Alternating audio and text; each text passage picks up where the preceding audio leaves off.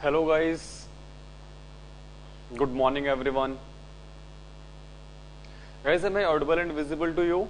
Confirm once and mark your attendance as well.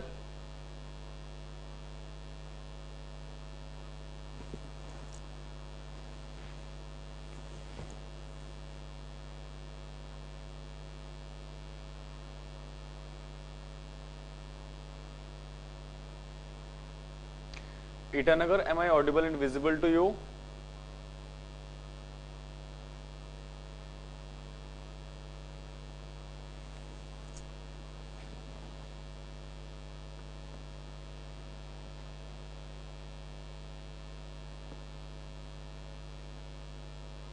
Confirm once guys and mark your attendance.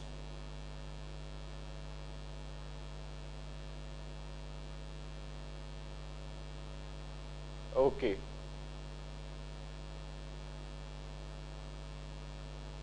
How many students are there? Itanagar?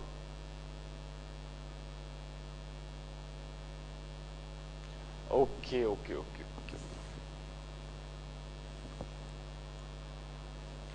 Okay guys, so in the last class, yeah, one man army over there. Okay, one is enough. Okay. So guys, in the previous class, we were discussing about the covalent character in an ionic compound. We have discussed few points as well. Okay, I hope so that was clear to everyone. Okay, if anyone has got any confusion or doubt, you can please ask me. Shillong, guys, am I audible and visible to you?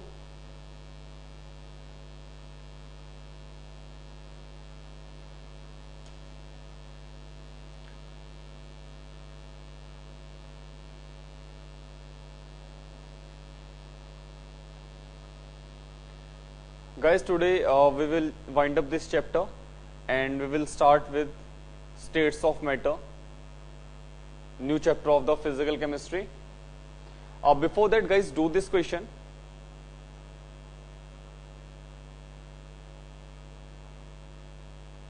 Arrange the following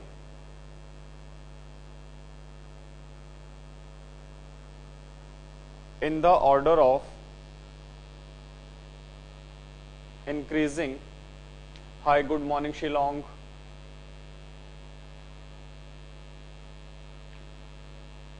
Guys, do you have any doubt for me? Okay, 13 till now. Hi, everyone.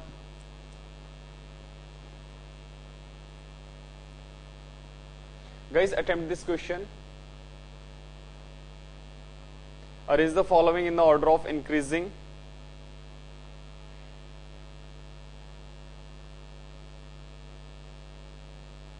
Covalent character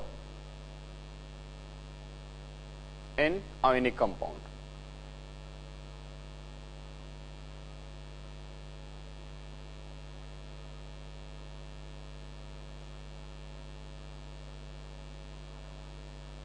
CF2, CaCl2, CaI2, CaBr2. Guys, do this question. We have discussed 2 points in the previous class.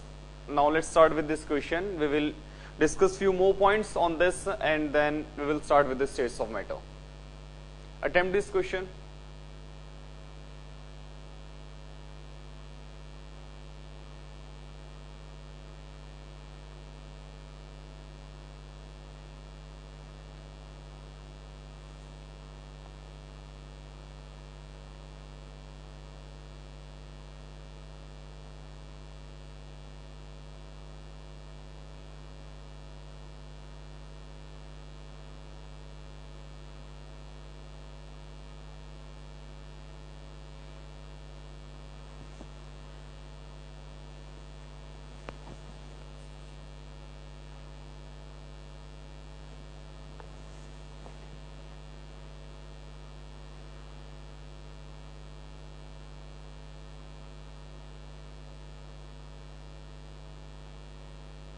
Done?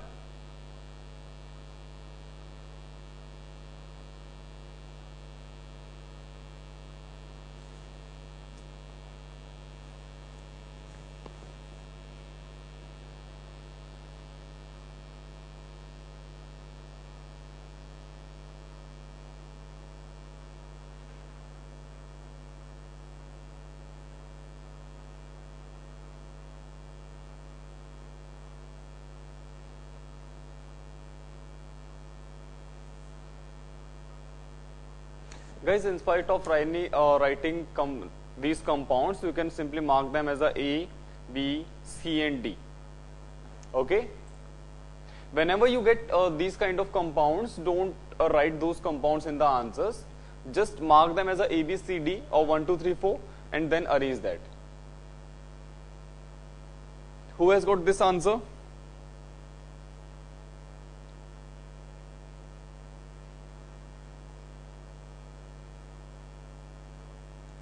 Yeah, absolutely right, this one. Because cation is same in all the compounds, so cation won't be a decisive factor for this question. Anion would be the decisive factor, and we have discussed in the last class, if size of anion increases, then covalent character will also get increased. So according to that, the size of ion is biggest among all of them. So C should have the highest covalent character. After that, D, then B, and then A. This one should be the absolutely right order, and you have got the right answer.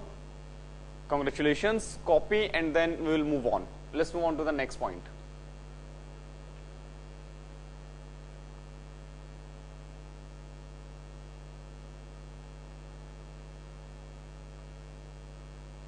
Next point, number 3.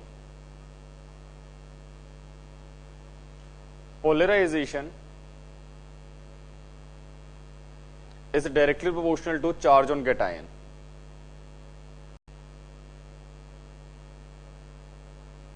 Means higher is the charge on cation, greater will be ability to polarize the anion. Okay, if we check out this one, like NaCl, MgCl2, AlCl3, SiCl4.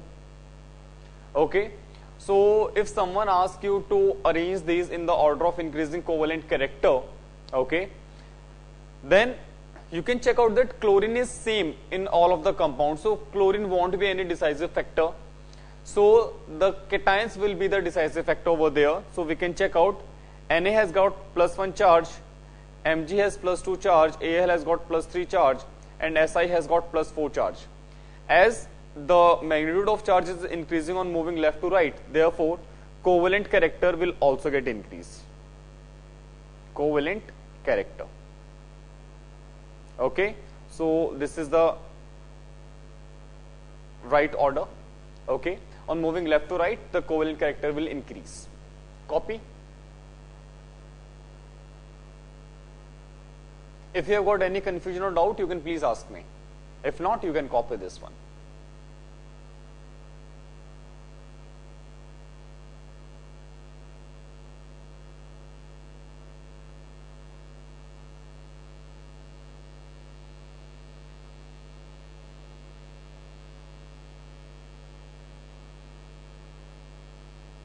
Guys, have you are you getting this? I can see a person on my right hand side. He is just looking at me, and I think he is thinking that the person in front of me is saying something, don't know what. Dear, are you getting this?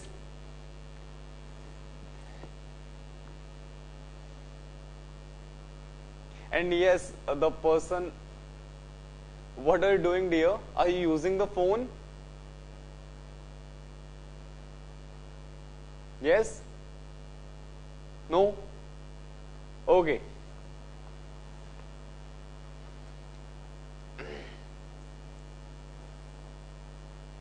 See, I have a watch on every student, including the last one.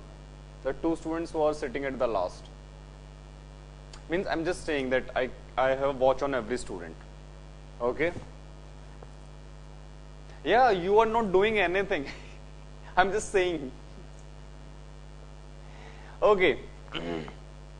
So guys, let's move on. Next part.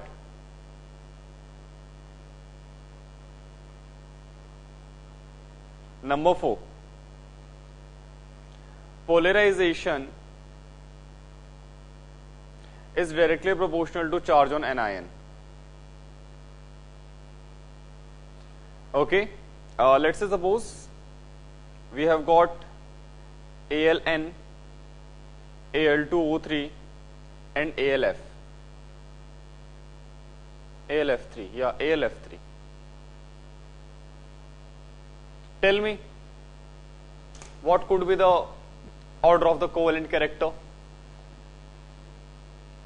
Guys, whenever you will look at the compound, it will look quite difficult to solve. Okay, so try to break that compound and simplify. Okay, tell me the answer.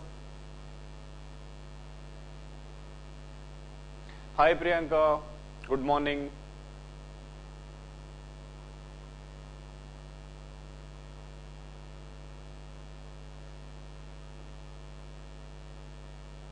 CBA.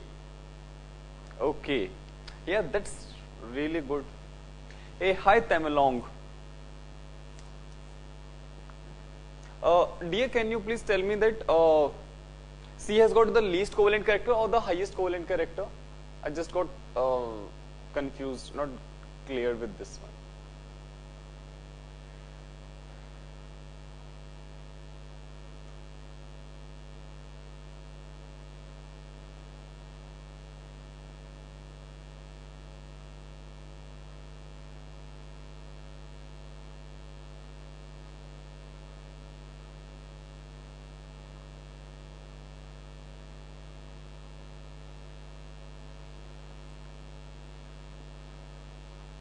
Let's check out.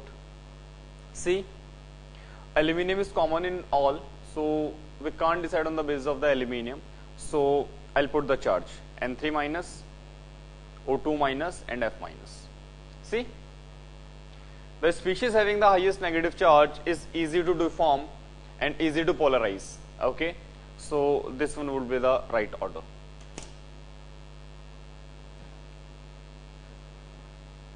Getting?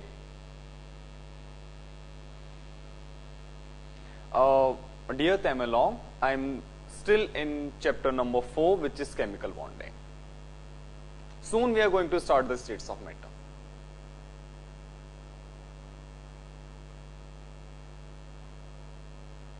Guys, please copy this.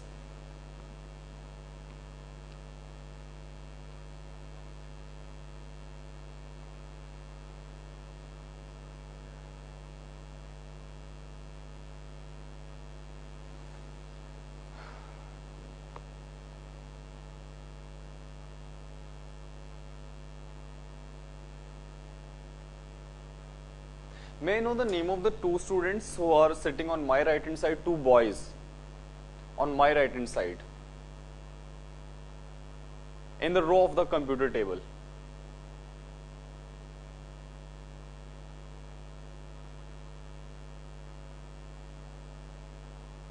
At the Shillong Center.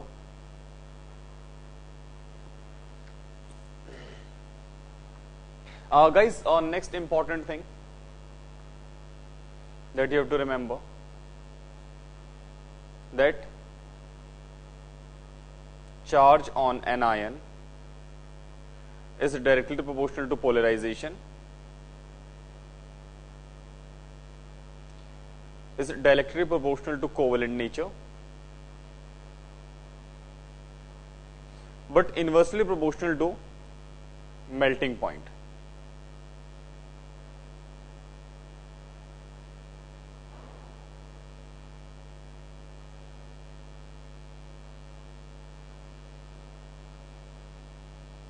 Guys, please copy this.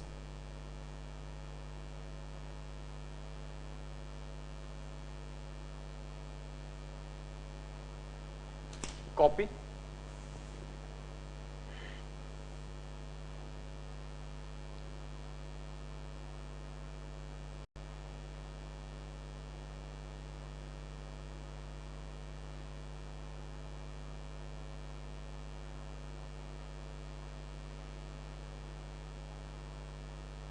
Copy and then confirm.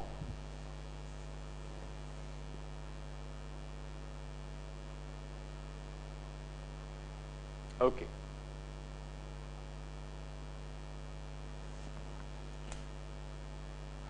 Do this question.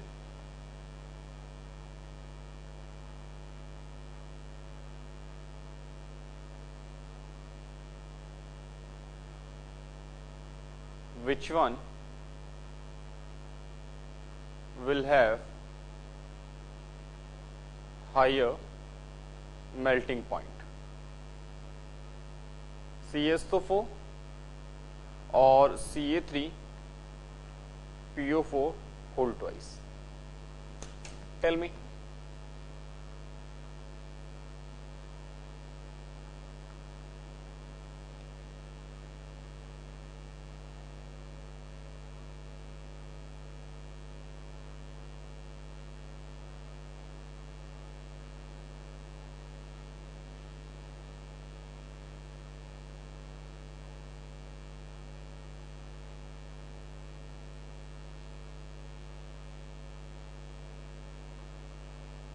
Okay.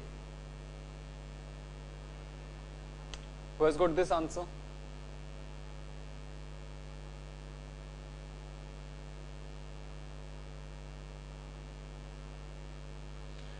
Okay, only one in the class.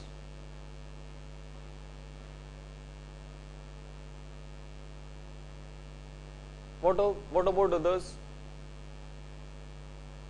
They're just enjoying their class, their own company. Okay, okay, very good, Nefi. Oh, I can see many hands. Yeah. Who is at the system?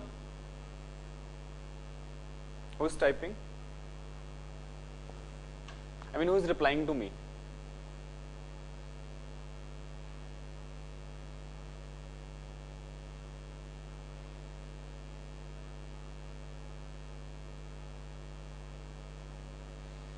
Yeah, guys, absolutely right. You have got the right answer. CaSO4 should have. Oh, very good, Sham.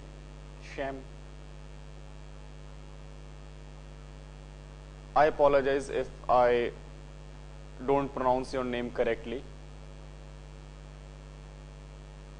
Please don't take it too seriously.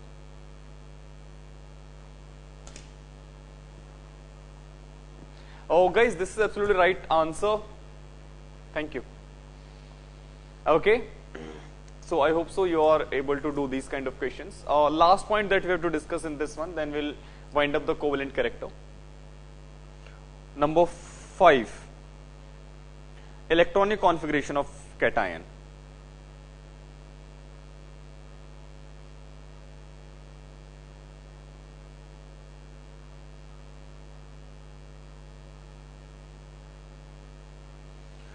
Guys, you have to remember one thing, that pseudo noble gas configuration will provide you more covalent character as I compared with the real noble gas configuration, means actual noble gas configuration. Just copy this one. I'll tell you that how it works. Copy this one.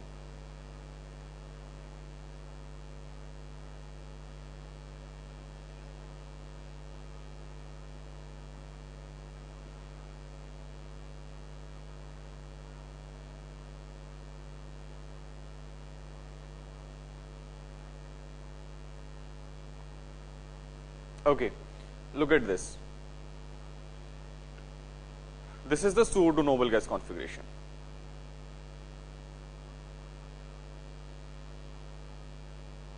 If you find NS2, NP6, need not to write NP6, simply P6, D10. Because in P and D subshell you might get other principal quantum number, means other than the n. It will be smaller than this one. Okay, so they will be n minus 1. Or don't get confused, simply remember this one, don't worry.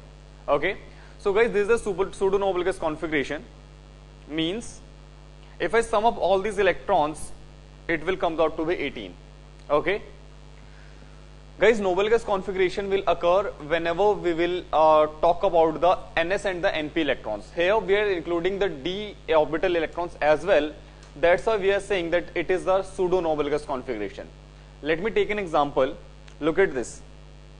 CuCl versus NaCl.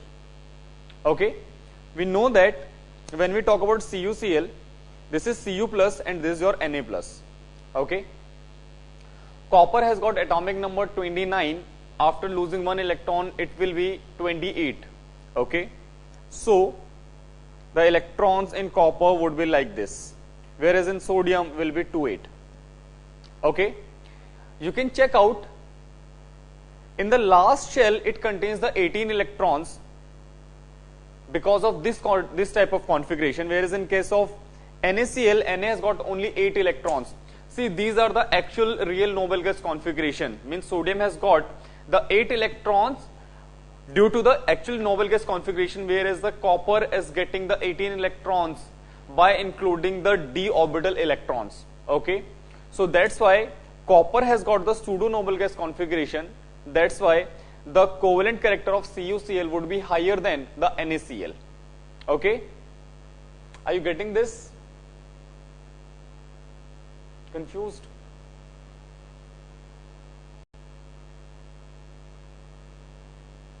Guys, are you getting this or you get confused? Tell me. Oh, this is for the confusion or for the clarification? Okay, that's good. Copy.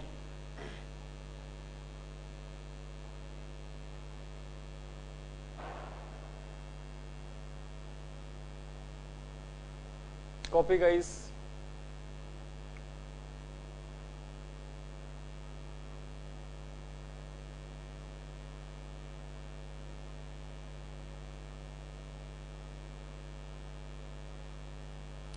Okay, guys, some important orders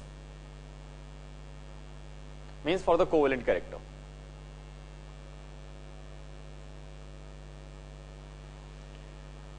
Try to attempt first of all these questions: LiF, LiCl, LiBr, Li,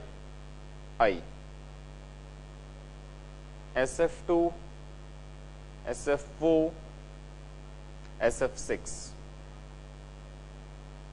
Hg2Cl2, HgCl2, ZnCl2, CdCl2, HgCl2. Attempt this question, guys.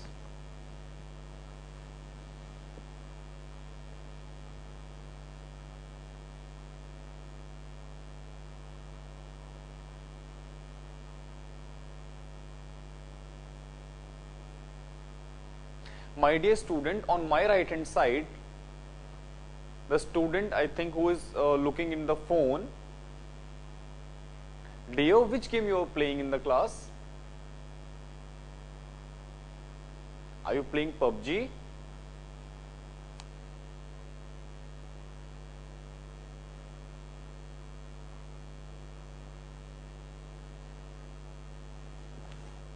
Okay, so might be some other game. Please, you can play that game after the class.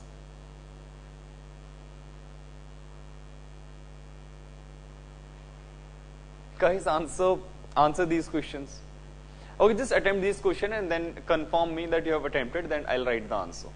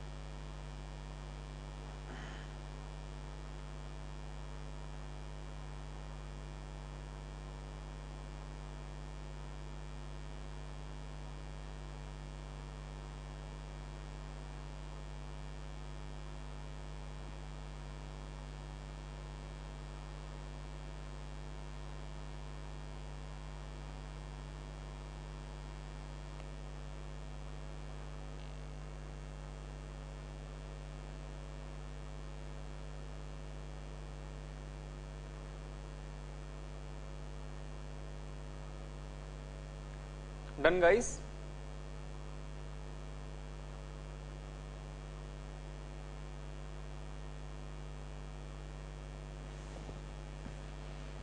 Okay.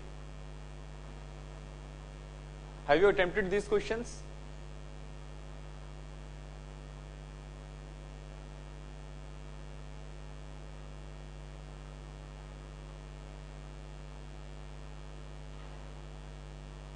Okay, let's check out.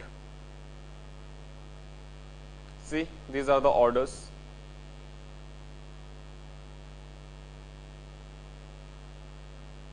Oh,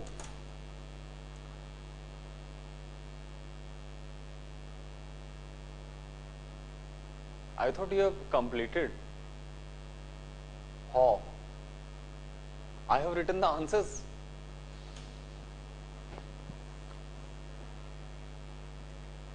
Okay, now think about it, that why you are getting these kind of answers. Okay, like in the first question we are comparing the anions, in the second question we are comparing the cations, in the third question again cation, and the last question you will tell me what are we comparing over there.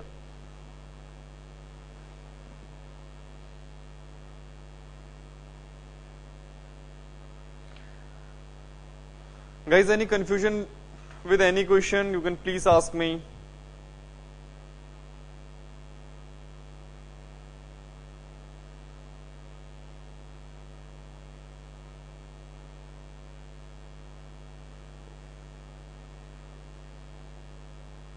Copy please.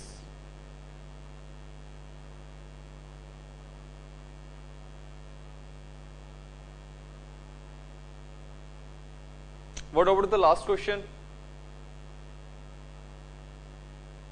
Why are we getting these this order in the last question?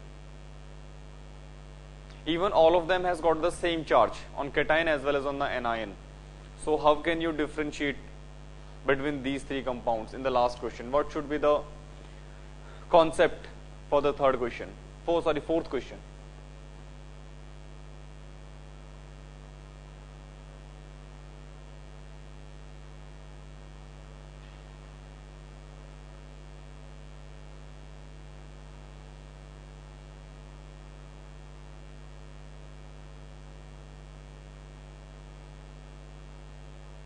I think you're gonna, oh, okay, size of cation. So accordingly, I guess so zinc has got the smallest size. Zinc has got the smallest size.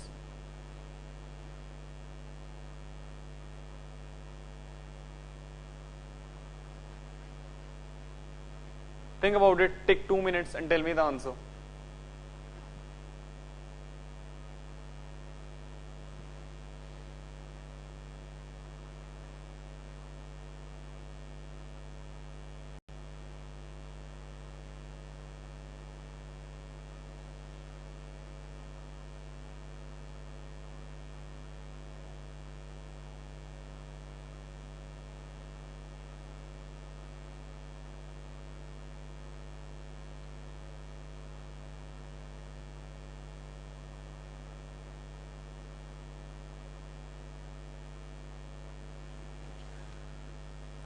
Last 30 seconds.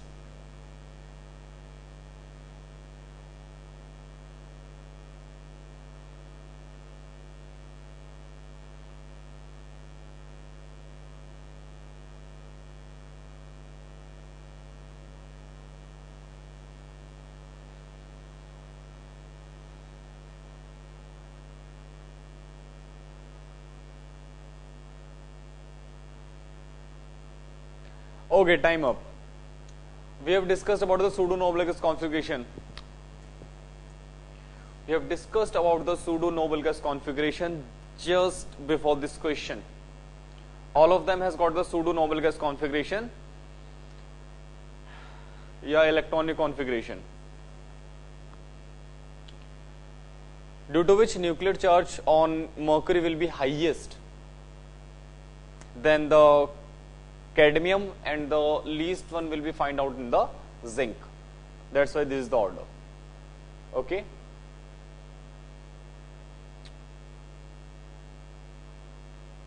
Okay, I'm giving you the next question.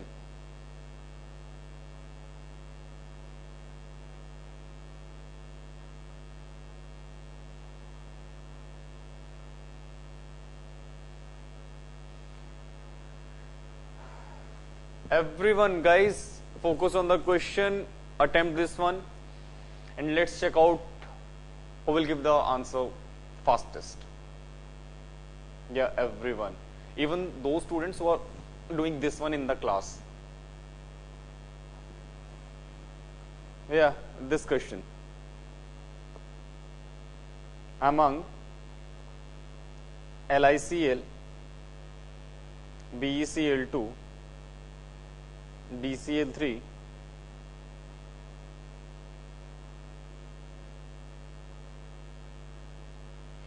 and CCl4, the covalent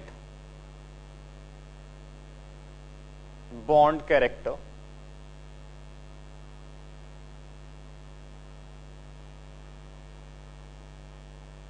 follows the order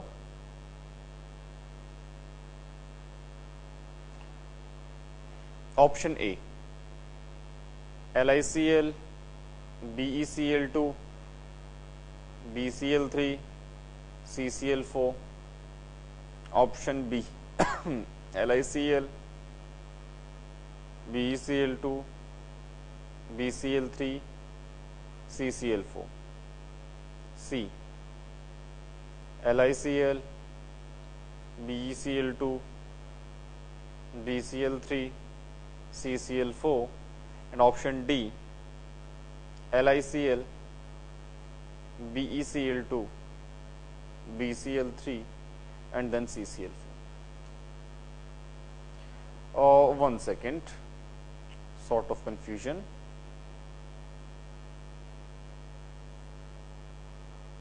CCl4 and BCl3.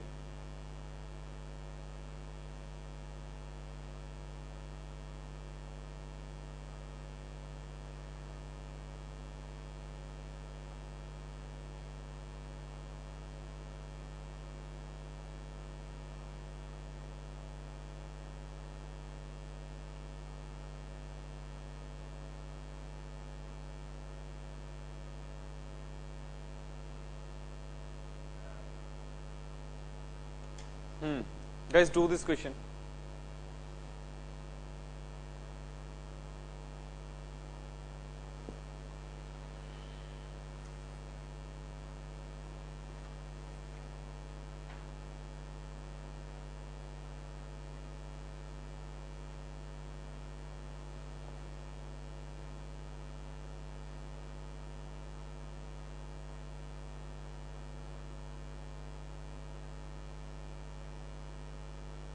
Wow.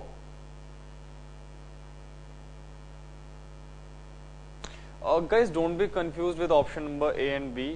One second.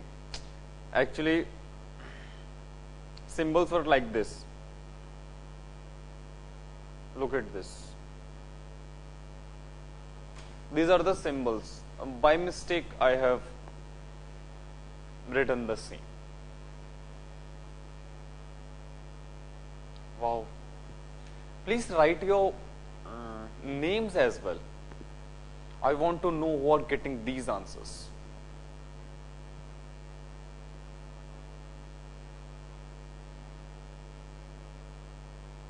Who are getting the A and B? I think so A and B won't be the answer according to this one. Either it will be A or B. If you are saying among A and B.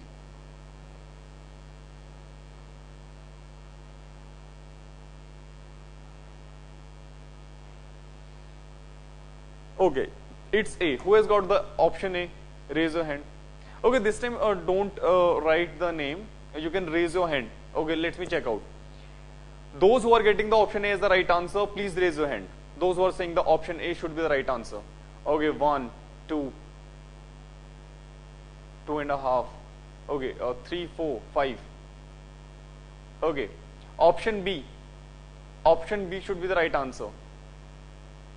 Okay, there is one student who has raised his hand in option A as well as B. Very good. Definitely you will win. Okay, option C should be the right answer. Raise your hand. How many of you says that option C should be the right answer? Okay, one. Only one student in the class. Okay. Option D. Wow. Option C 1 and option D no one. Very good. And what about others? What are they doing? Do I need to write the option E as well for them? Guys, only one of them, one of the given options is the correct. There is no other option. I am giving you 1 more minute. Think about the question and tell me the answer. Think about the question. You're just enjoying. Don't know. Now, might be there is a good weather over there. It's okay. Think about the question.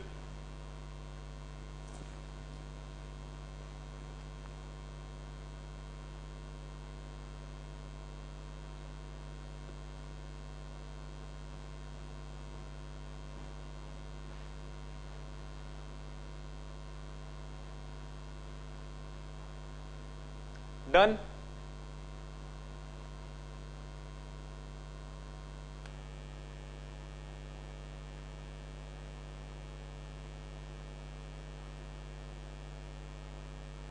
Let's start again. Okay, oh, very good. Hi, welcome Tamalong. What about you, Itanagar? I haven't got any answer from you. Okay. They are making a group. And what are you deciding? What are you trying to decide? The correct option? Don't think so. Okay. Okay, guys, let's start again. Option A should be the right answer. Raise your hand. Those students who are saying the option A would be the right answer. Okay, 3, 4. Okay. Option B. Option B. Okay, 1. Option C. This time no one. Okay, again 1. Option D.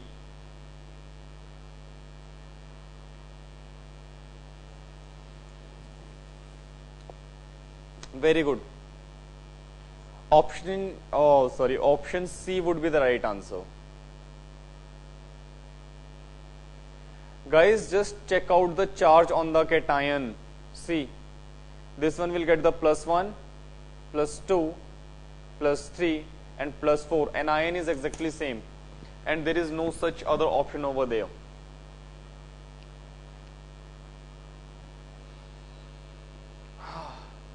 Guys, first of all, clarify to me that are you getting these kind of questions? Have you got this concept? Don't know what others are doing.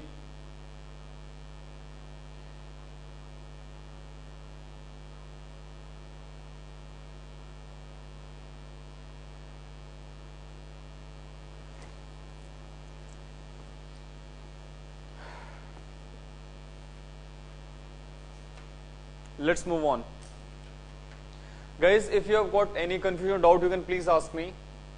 Else I'm going to start the new topic.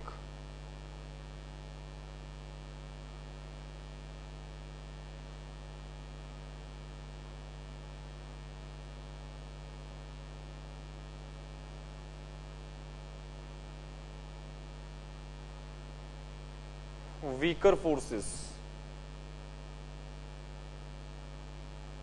Okay.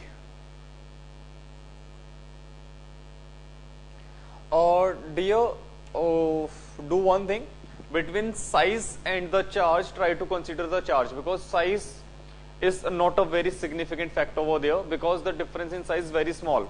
Let's say suppose the size of one atom could be 148 picometers and the other one has got the 152 picometers. So this difference of 4 in picometers doesn't make any good sense over there, because pico is already a very small quantity. Okay. So between size and the charge would be the dominating factor, not the size. Okay. Remember this one. Fine. Okay. Let's move on, guys. Weaker forces. The next topic.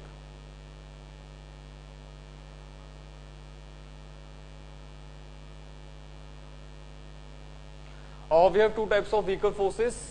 One is your van der Waals forces, second is your hydrogen bonding. So first is your van der Waals forces.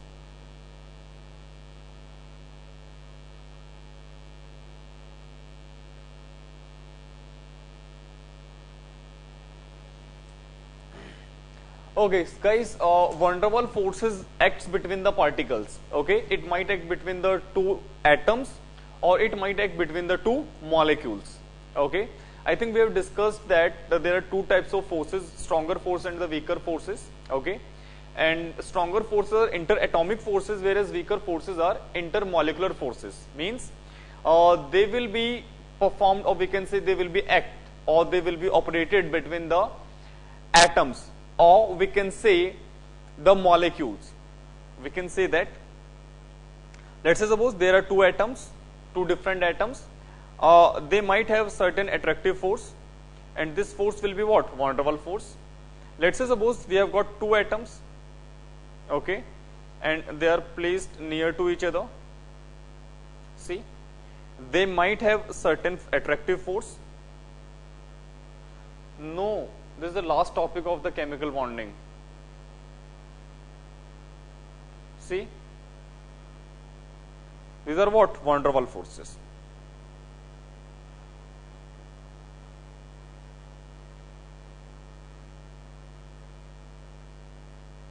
Okay, you can copy this one, and then we'll discuss the different types of van der Waals forces.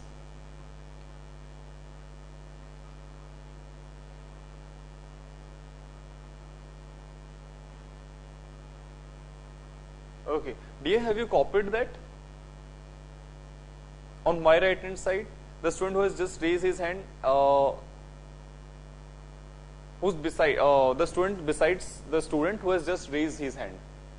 Yeah, who's doing this one? Okay, good. Okay, let's move on. Types. First is dipole-dipole.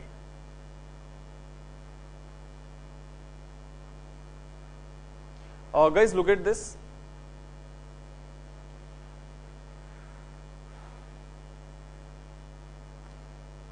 One second.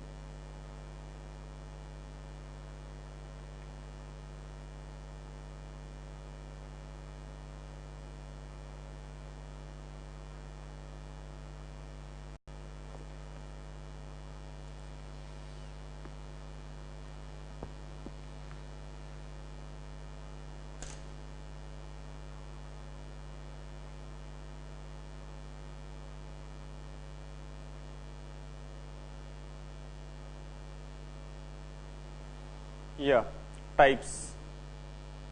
So first is your dipole-dipole.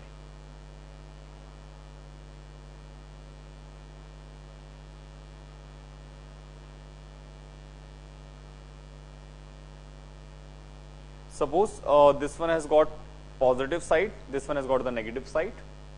These are two dipoles, positive, negative.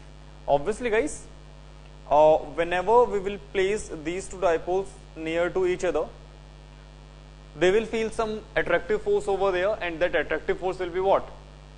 Van der Waals force. Let's say suppose this is your HCl and this one is also your HCl. Okay, so the force acted between these two will be what? Van der Waals force over there. Copy.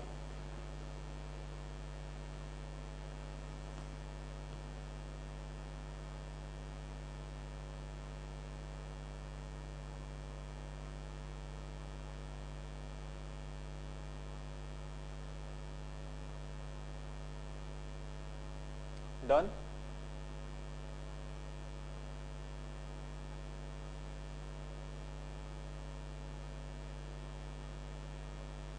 Okay, let's move on.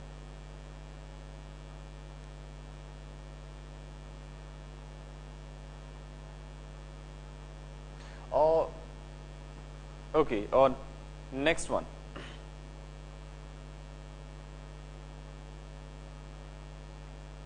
Dipole, induced dipole.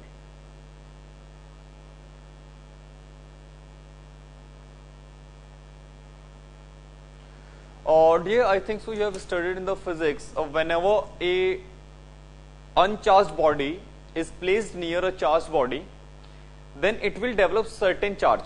okay, the equivalent opposite charge will be developed over there, okay, and this process is known as the induction. Now look at this. Let's say suppose we have got one dipole.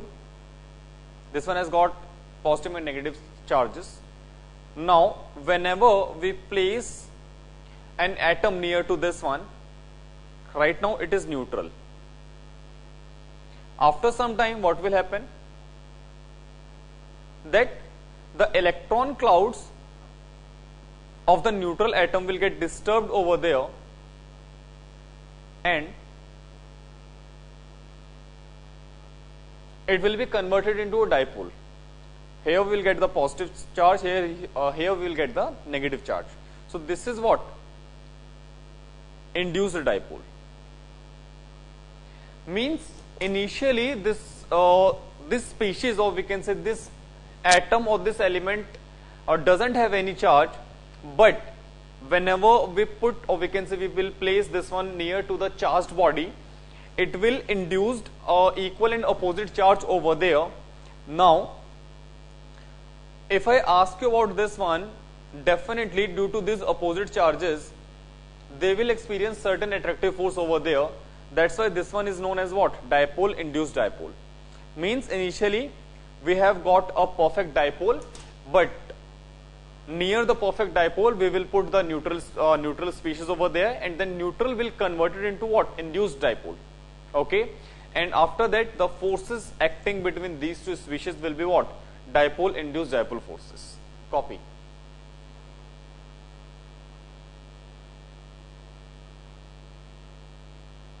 Okay.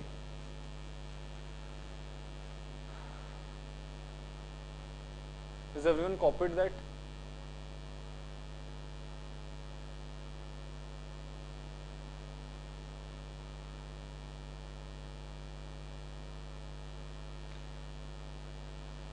That depends the kind of barrier. Dear, first of all, it depends the kind of barrier over there. For example, that signals do not have any barrier over there. In the room, if room is closed, you will get the signals over there. Okay, and you might get the signal jammers as well, where there is no transmission of the signals. In the same manner, this acts for the charges as well. Okay, that depends that what kind of barrier you are placing over there. Okay,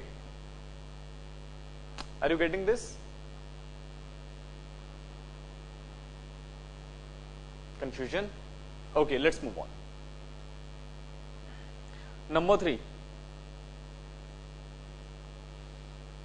London forces.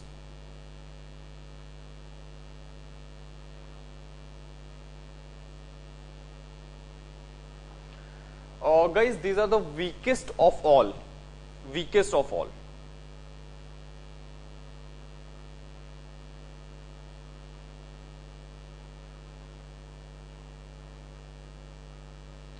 Why? Let's say suppose we have got two atoms, they are electrically neutral, no charges over there, but let's assume for a fraction of time, their electron clouds got disturbed over there. Means they have converted into a dipole for a particular instance of time, and now they become like this. These are what? Instantaneous dipole.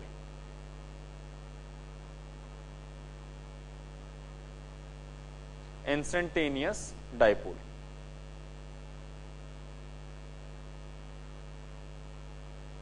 Means these were not dipoles actually, they become the dipole for a fraction of time due to, due to the NE factor. Due to the NE factor which are available to us. Okay, and as those external factors will be removed from there, they will become the neutral or neutral species again. Okay, so these forces act for a very fraction of, or we can say for a very small interval of time. Okay, it definitely, because they have converted into the dipole, they will experience some force over there. Okay, and these forces are known as what? Forces between the instantaneous dipole. Instantaneous means the dipoles, or we can say the species that will be that will be available for a very small interval of time. Okay, so you can copy this one, and then let's move on.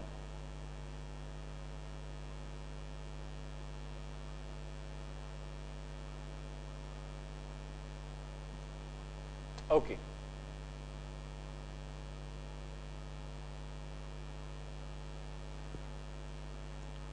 Last, hydrogen bonding.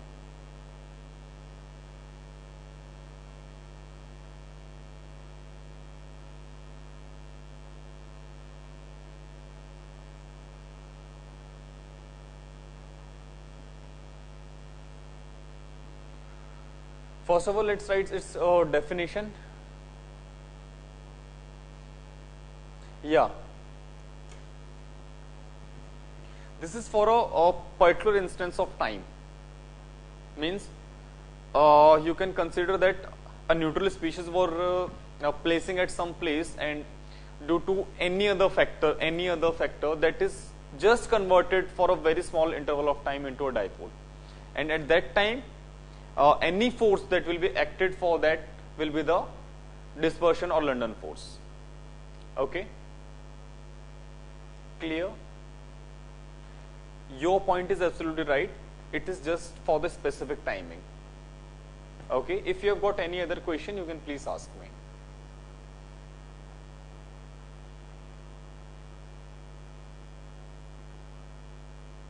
Okay, let's move on.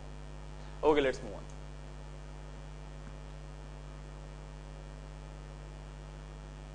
It is an electrostatic force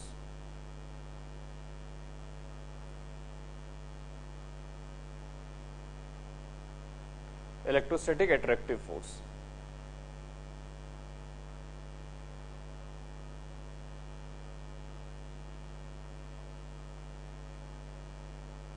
between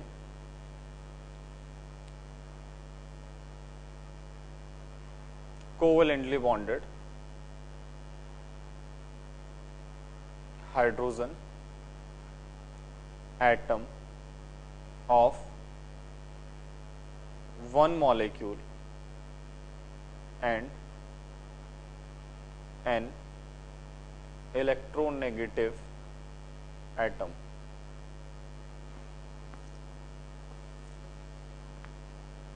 First of all, copy this one, then we will understand the meaning of this one. And you can remember one thing. It is possible if hydrogen atom is attached to fluorine, oxygen, nitrogen only.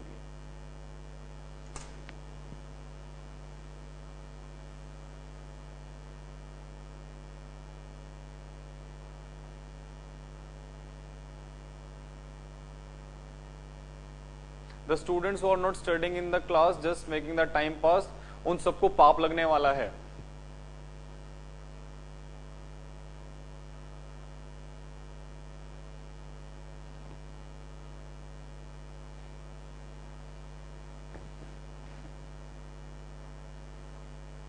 Guys, have you copied that? Okay, let's move on. Okay. Guys, look at this. Yeah.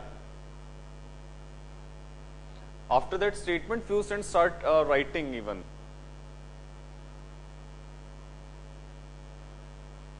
Okay, let's move on, guys. First of all, understand the meaning of this one. Let's take an example of HF. We know that in HF, fluorine is more electronegative than hydrogen.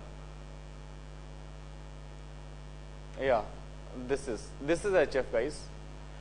So fluorine will develop the negative charge, whereas the hydrogen will develop the positive charge. Okay. Consider we have got another HF molecule over there. So the same scenario will be there. F minus, H positive, this one. Now guys, look at this. Obviously, the negative fluorine will try to pull the positive charge of hydrogen. Similarly here, okay. So guys, the dashes which has been represented by the red color are actually representing the attractive force, and this attractive force is what? Hydrogen bonding.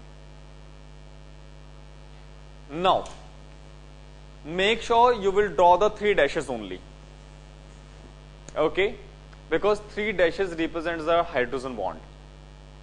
Don't do this one, many dashes. I know nobody will notice that, but yeah, I know you are smart, so do the smart work, okay. So try to make the 3 dashes, which is the actual representation for the hydrogen bonding, okay. You can make the 4 as well, but 3 is the perfect one, okay. So guys, this is the hydrogen bonding. That's how we can define the hydrogen bonding, okay. If we talk about the types of hydrogen bonding, it can be divided into 2 parts, okay. Now types. First is intermolecular.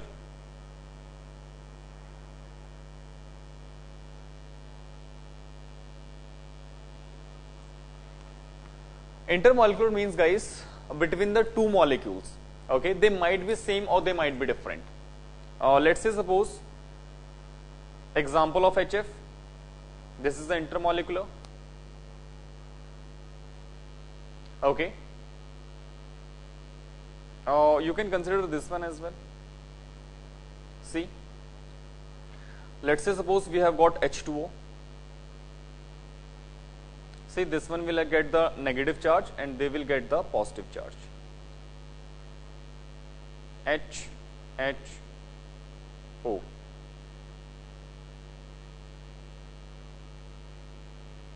Look at this. Okay, again, this is what type of hydrogen bonding. You can do this one as well.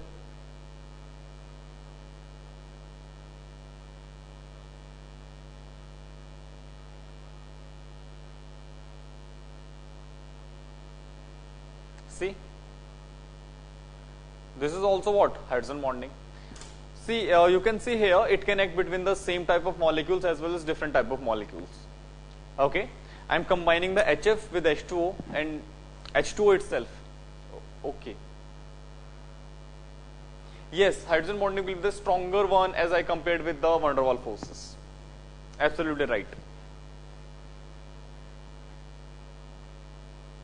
I have just read this question. Please copy this one.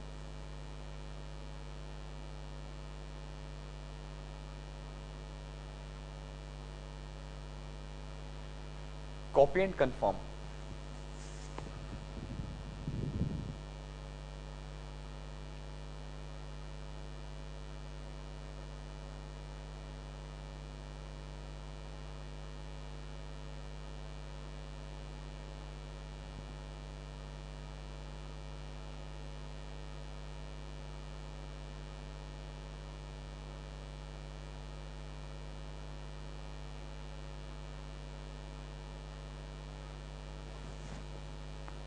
Guys, have you copied that?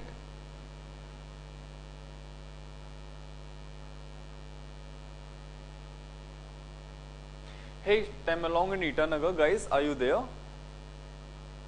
You've got just disappear.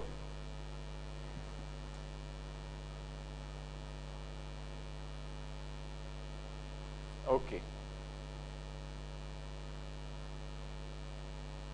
Intramolecular means within the molecule, sorry.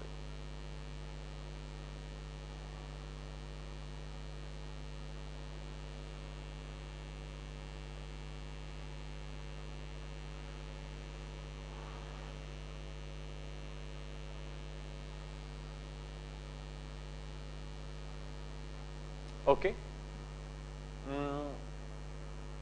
First of all, draw the structure of orthonitrophenol. Okay, let me draw it for you.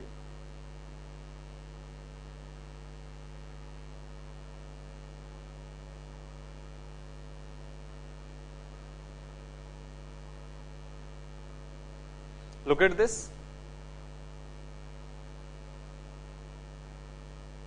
Oh, 1 second. See, hydrogen bonding.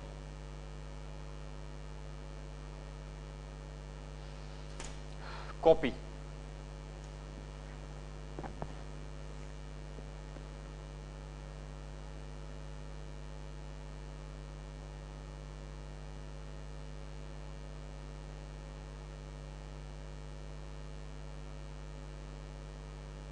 Can anyone give me another example of the hydrogen bonding, intramolecular hydrogen bonding?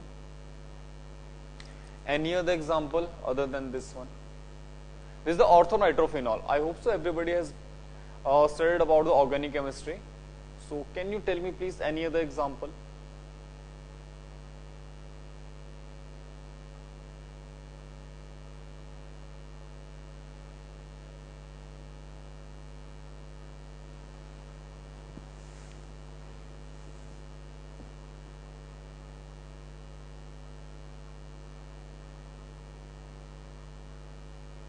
Wow.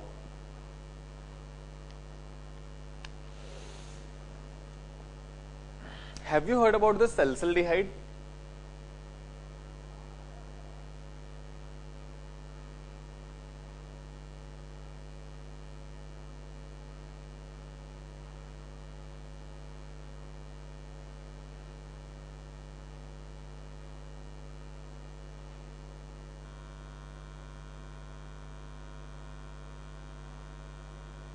Have you heard this name?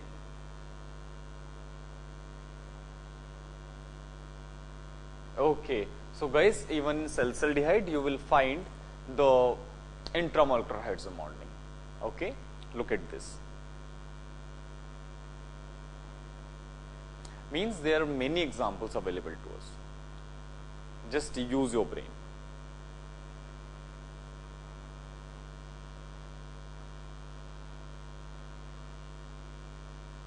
Look at this.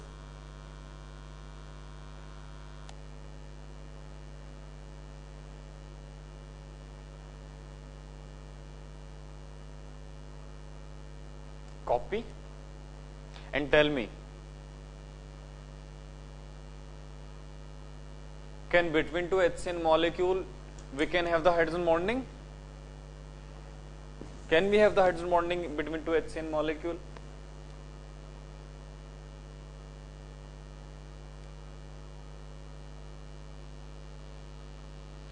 Why Neff is trying to hide behind the curtain? Yeah.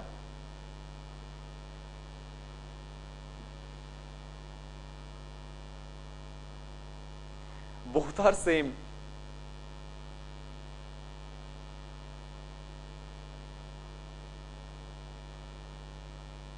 Tell me the answer. Yes, this one will have the hydrogen bonding. Why? Because this is sp hybridized carbon, which is highly electronegative. Which is highly electronegative as well as small size.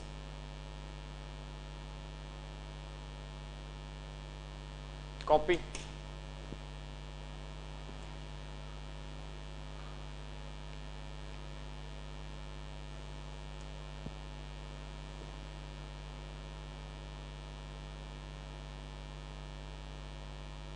Done.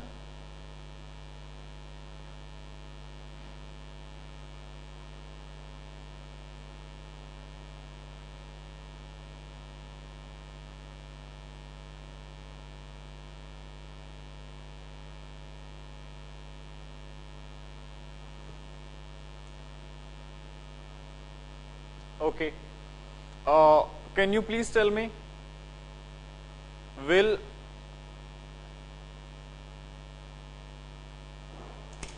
these two compounds have the hydrogen bonding?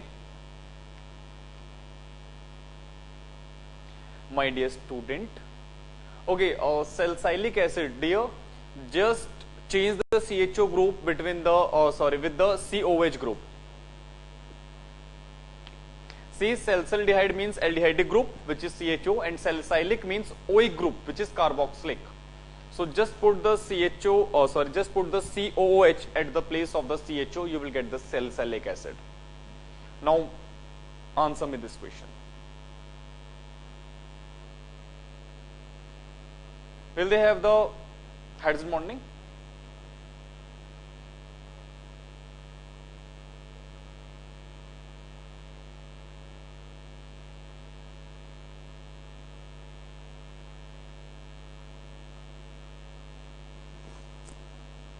Okay, how many of you says yes?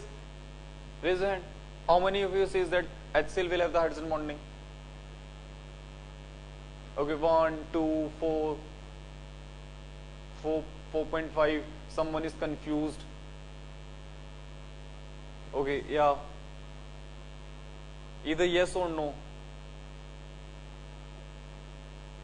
Okay. No. Because Cl has bigger size.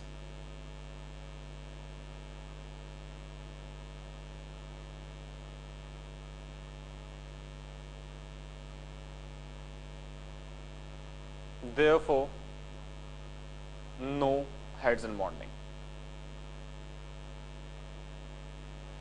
Copy.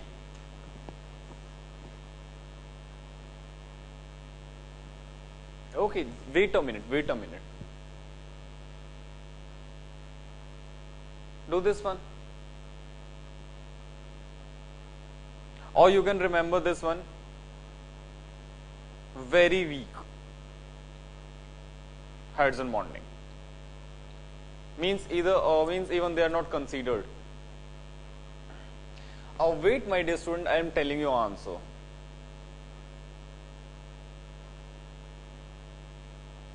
Look at this. This is your salicylic acid.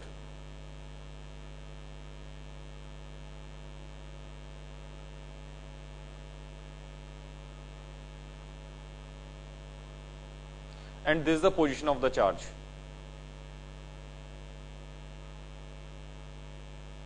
Think about it.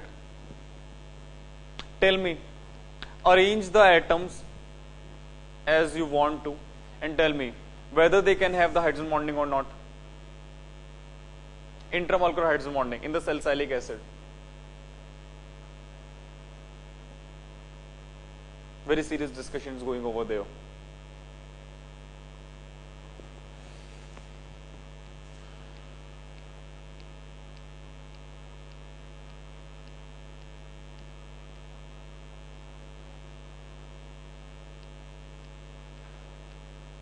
And don't know what results will come out. Okay, yes, okay. Do it again. What you were trying to say? Look at the structure and try to find out whether they will have the intramolecular hydrogen bonding or not.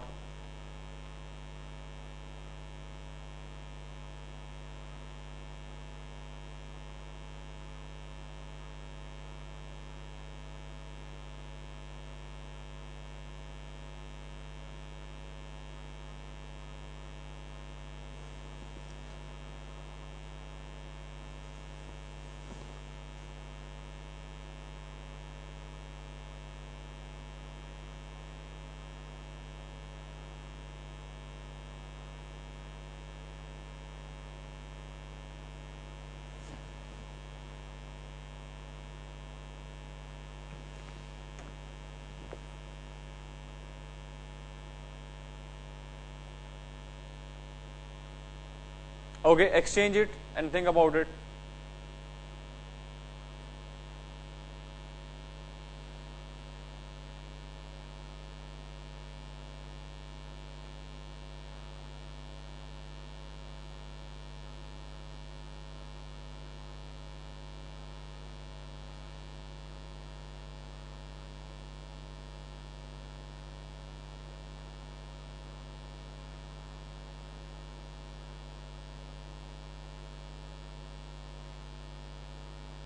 Okay.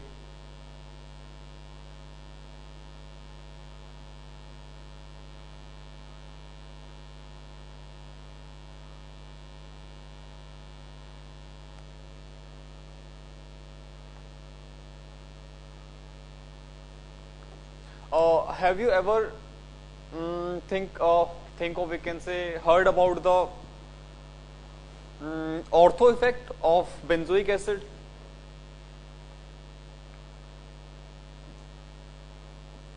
Have you ever?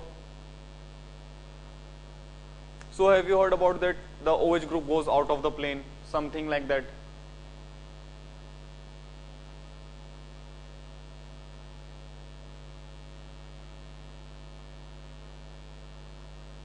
Yes. Now tell me.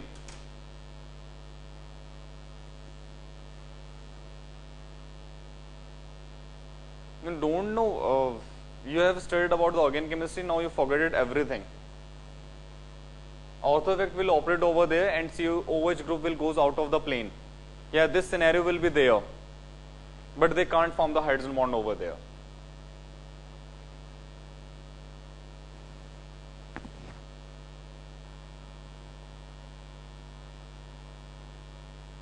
Any other question?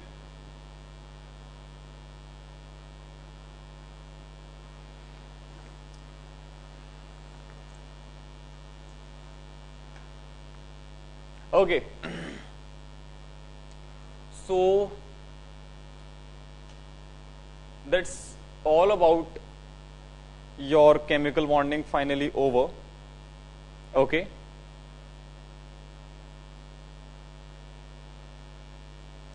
Dear, this is not a choice that we can consider or not. This actually happens. This actually happens that due to this ortho position, it goes out of the plane. That's why it can't form the intermolecular hydrogen bond. Okay. So we have to think about that. Cool. So guys, that's all about your this chapter finally over. Let's take a quick break of 5 minutes, and after that we'll start with a new chapter. See you in the 5 minutes. Nobody will late in the class. Be on time.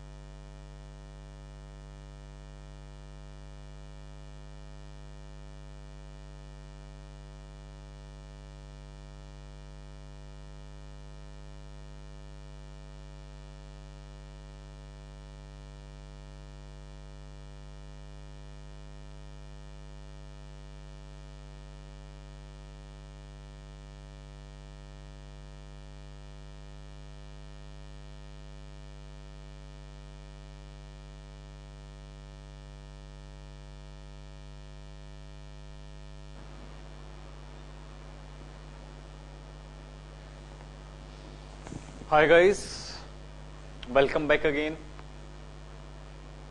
Please settle down fast.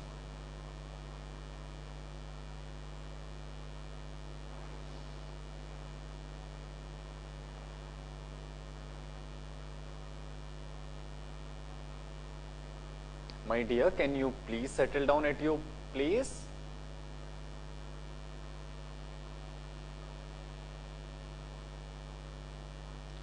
Okay. Let's move on. I'll start with a question. I'm giving a question. Answer that question.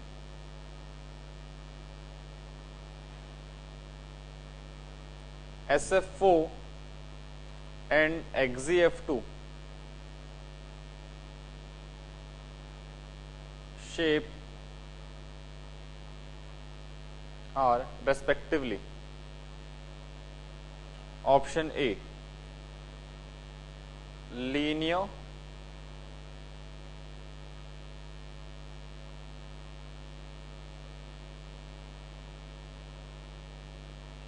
and distorted tetrahedral,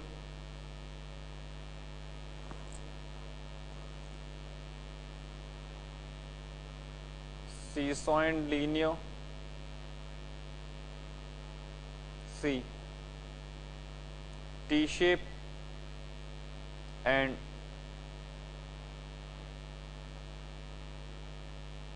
trigonal bipyramidal.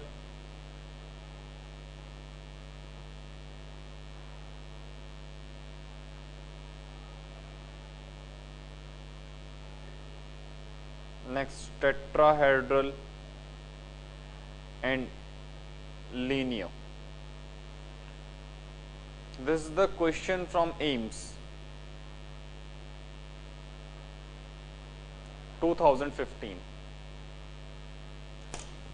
What will be the right answer?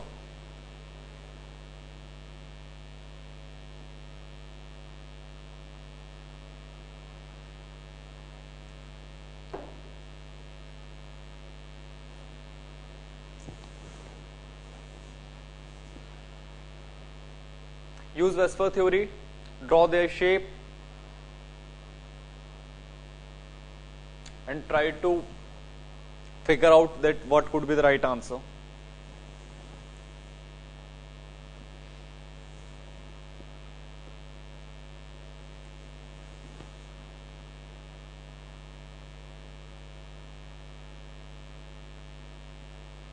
Okay, who has got this answer?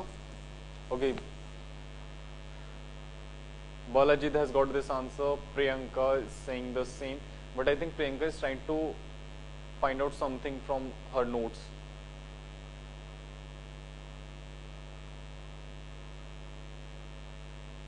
Priyanka, have you got the answer? What about you, Nefi? Emmy, Arnie, then Nitish.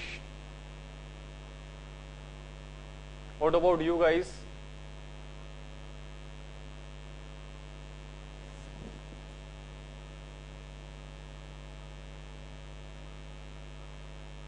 Oh, she was absent.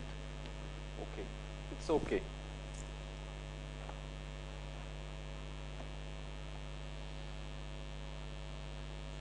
Oh yeah, absolutely, this one is the right answer.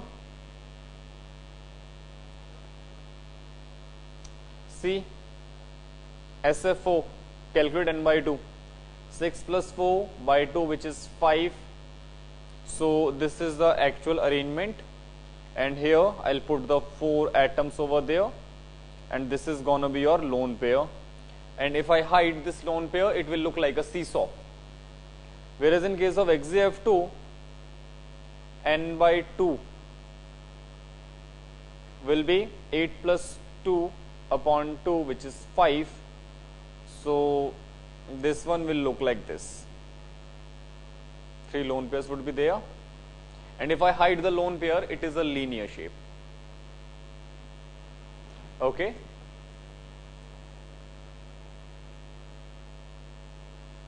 Next question.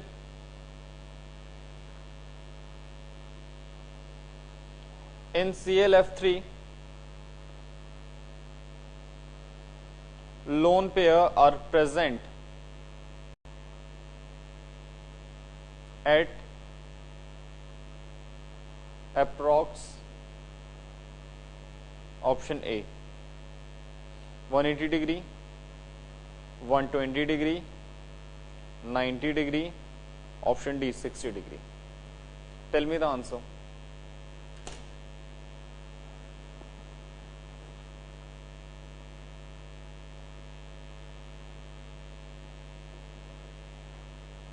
What about you, Tamelong and Itanagar? Guys, tell me the answer.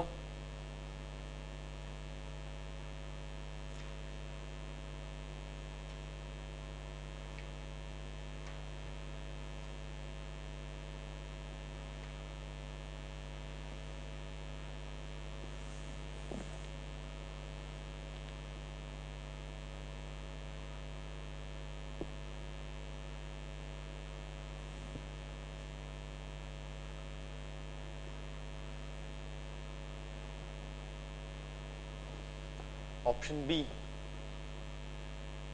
Yeah, absolutely right. Draw its shape. So this one will look like this. See? And these are in the same plane, and all of them has got the same bond angle, which is nearly 120 degrees. Okay? The bond angle will be nearly 120 degrees.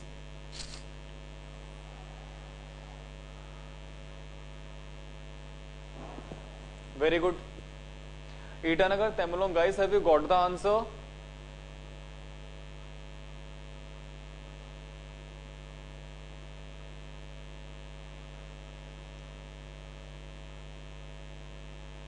Guys, any confusion in this? If yes, you can ask me. Clear to everyone? And one more thing, guys, I have got your result of the previous test. Do this question.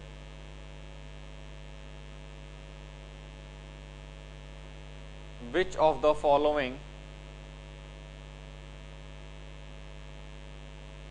has longest bond length? Option A, CO, NO, C double bond C, C double bond N.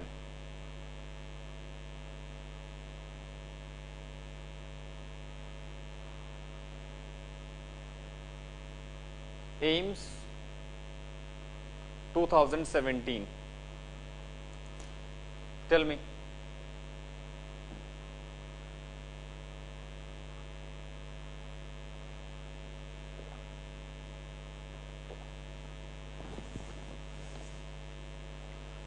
Think about this question. Tell me the answer.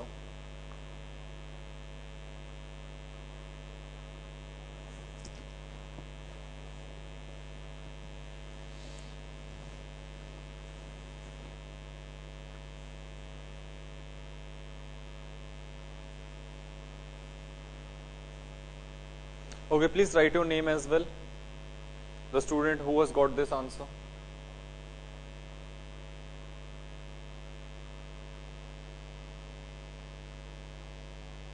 Okay, raise your hand.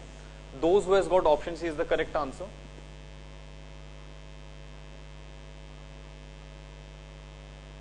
Okay, Priyanka has got the right answer. Shem has got the right answer. What about others? Guys, what are you doing? Are you trying to solve this question? Or you're just waiting that I'll write the question, I'll write the solution as well? Are you waiting for that?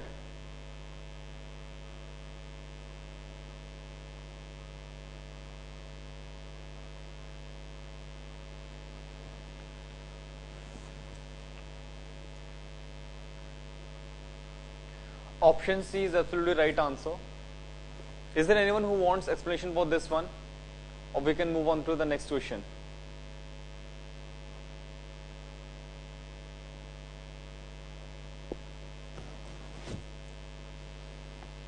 See the next question. Number of lone pair in SO2 on sulfur and oxygen are respectively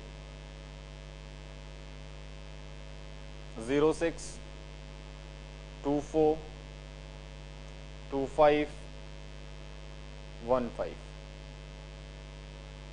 AIMS 2017.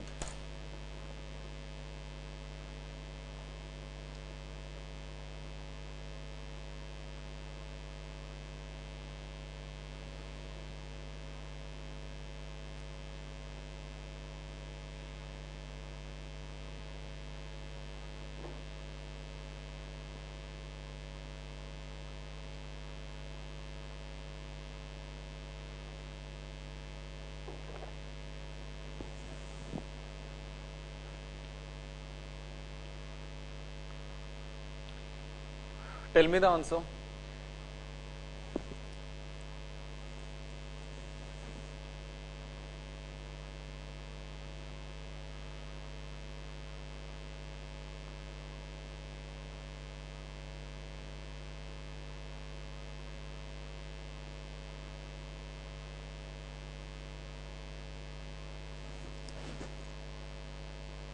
Who has got this answer? Raise your hand who has got C as the option in the last question. Okay. 1, 2.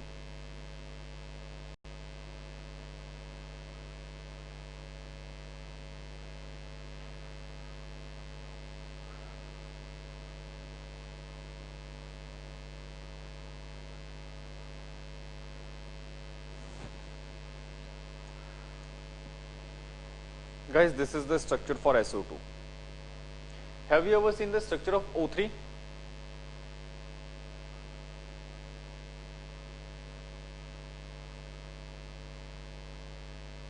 And the same structure,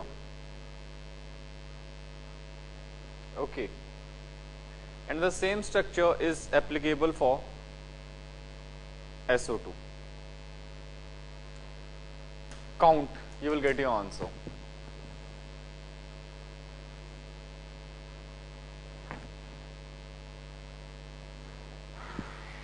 Well done, Nefi.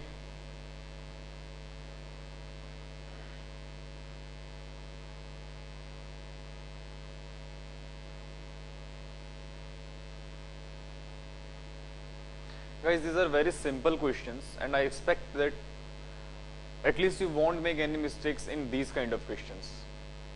These are not questions, these are the opportunities ultimately.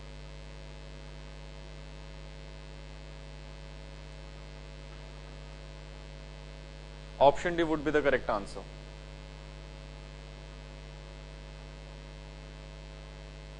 Last question from AIMS 2017.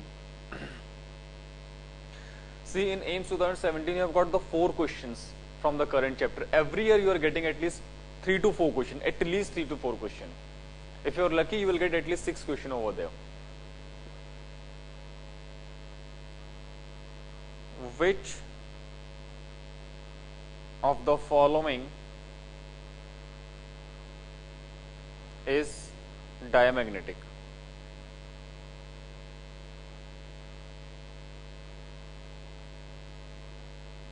NO, Cl2 positive,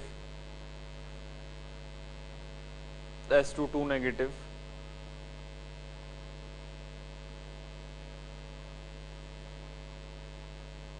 ClO. AIMS 2017. Tell me the answer.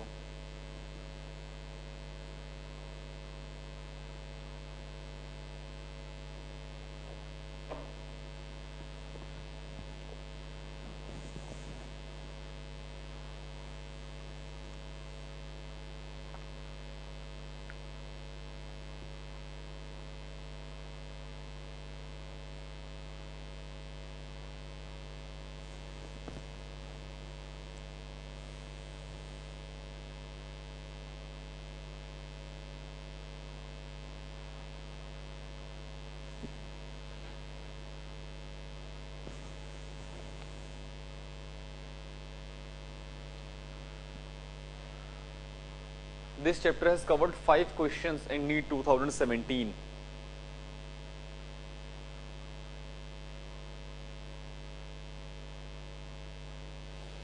In 2016, you have got 7 questions from this chapter. Okay.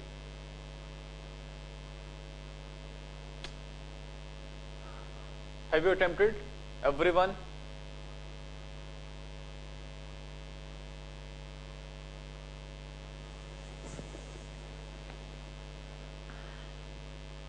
Or you need some more time?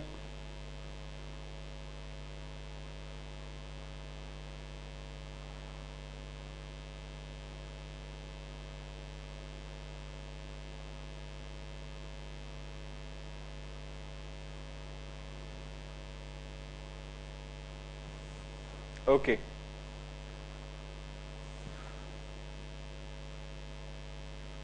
Yeah, absolutely. Option C would be the right answer. First of all, look at the option A. Nitrogen has got the 7 electrons, oxygen has got the 6 electrons.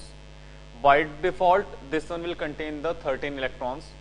It itself has odd electrons, so odd electron species can never have diamagnetic characteristics. I think so. This is a very basic thing that you have to remember, and I have discussed on this. Cl2, chlorine is 17 to the 34 minus 1, 33, again odd electron species. Chlorine is 17, oxygen is 6, 23, again odd electron species. If you figure out this one, then option C is obviously would be the right answer. If you want to see the explanation, sulfur has got atomic number 16, so 16 to the 32 plus 2, which is 34. I know even electron is not ever be the criteria to be diamagnetic, but among the 4 species, among the 4 given options, there is only one species which has got the even number of electrons. So I don't think so that you will get much easier question than this one. You are getting these questions in the AIMS, and the NEET has got little bit easier questions.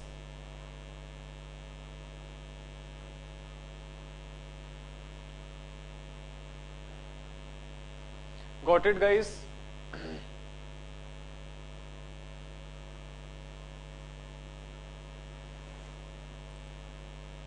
Any confusion in this one?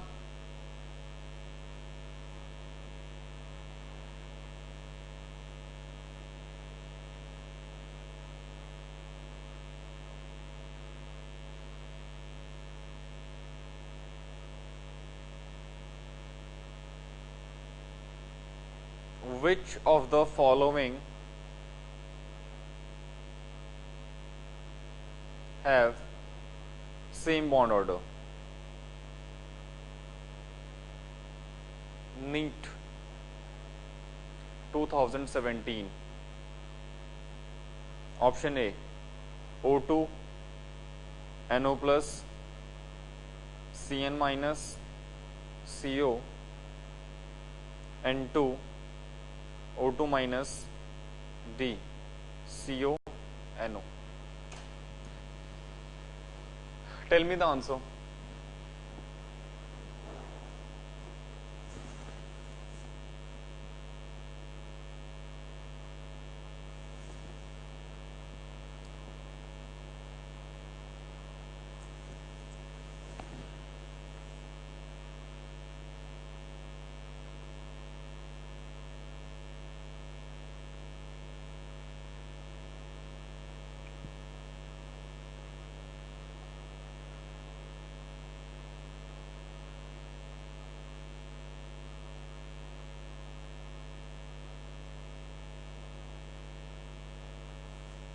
Guys, have you got the answer?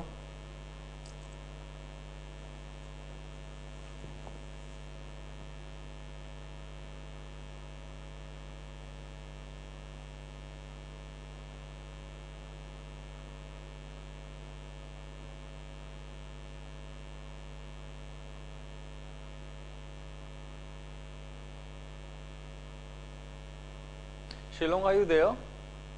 Shillong, Tamelong, Itanagar.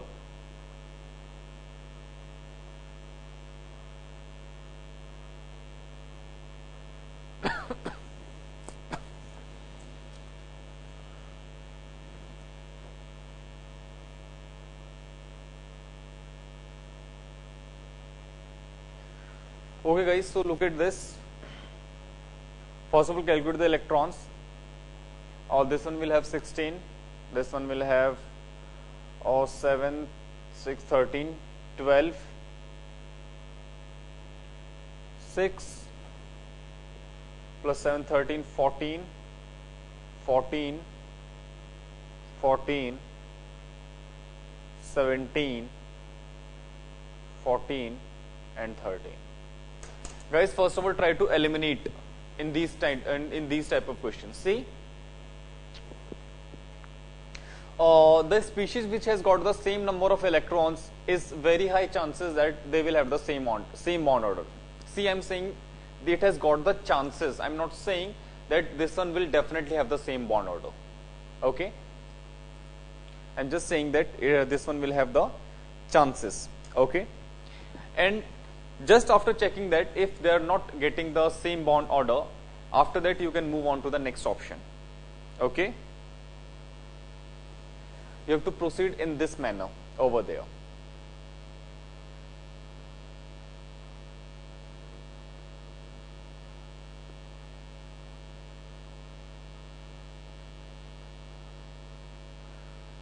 Guys, have you got any answer for this one?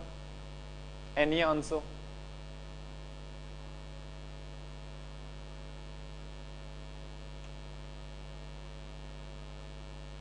I think chat is not working over there.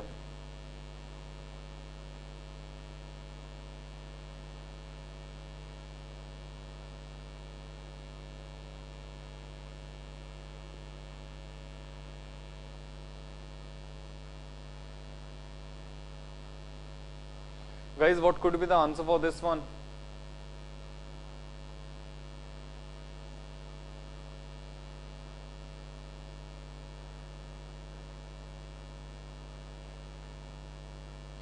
Shillong, am I audible to you? Shillong, Tamelong, Itanagar, guys, confirm once that am I audible to you?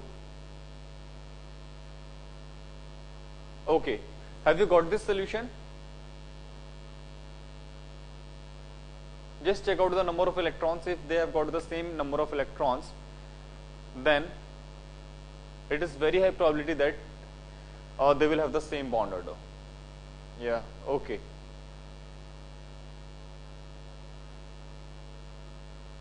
Next.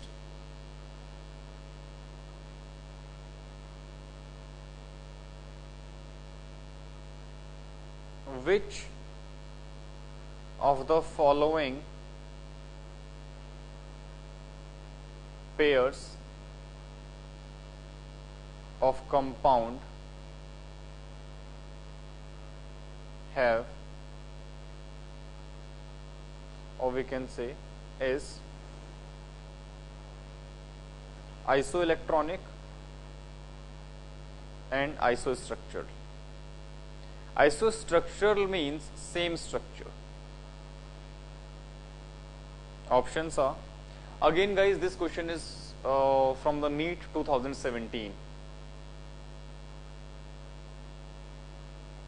Yeah, sure.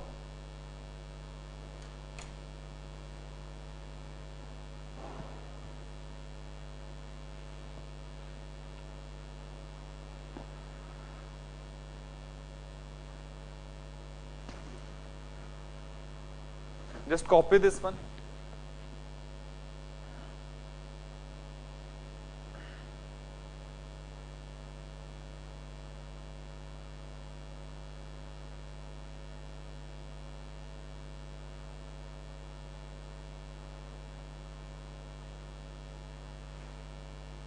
Done?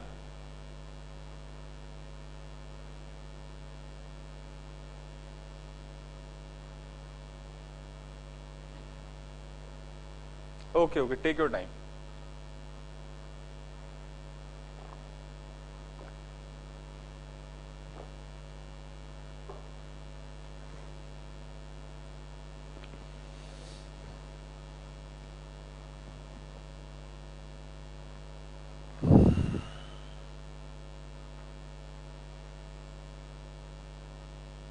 Guys, remind me once that I'll share you a PDF file which contains the previous year's NEET and the AIMS questions. I guess up to 2017. Just remind me once on the group. I'll share with you. And just after completion of the chapter, I'll share assignment. So you have to do that assignment as well as attempt the previous year's questions as well. Okay. So you will get idea that what kind of questions will be asked in your examinations. Please attempt this question. This is again from the NEET 2017. Option A, TEI2, XZF2, I,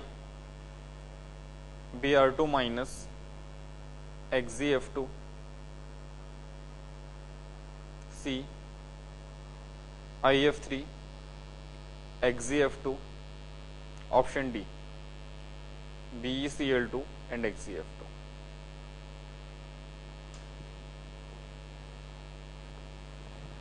Attempt this question.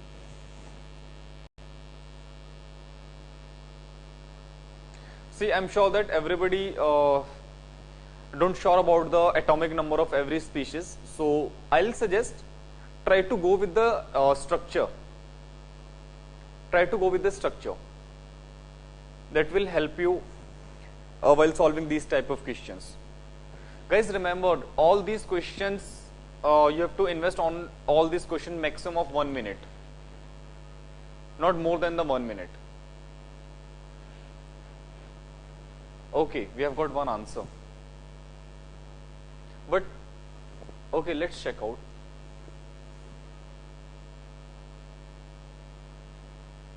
I said try to go with the structure, but it doesn't mean that only structure will be the criteria. The question is isoelectronic as well. Yeah, both have the same structure, but are they isoelectronic as well?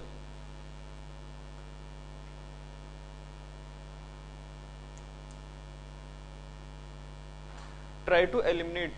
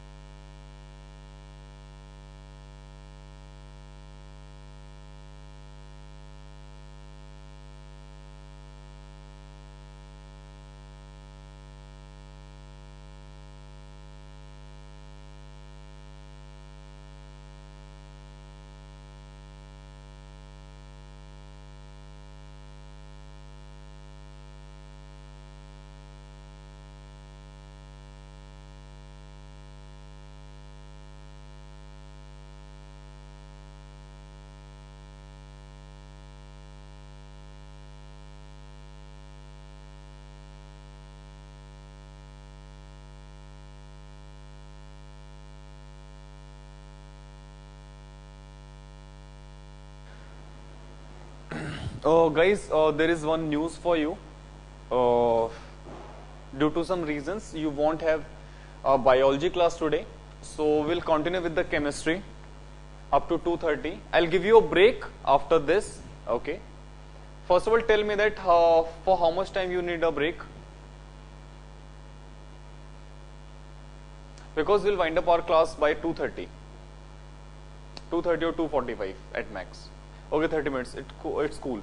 No issues. Okay. Just wind up this one and then we'll take a break. Okay. Cool. Yeah. So let's solve this question. Correct answer would be B. First of all, look at the C. Guys, try to find out the values of n by 2. Means use the Vesper theory. Use the Vesper theory, and by using the Vesper theory, you will get your answer very easily.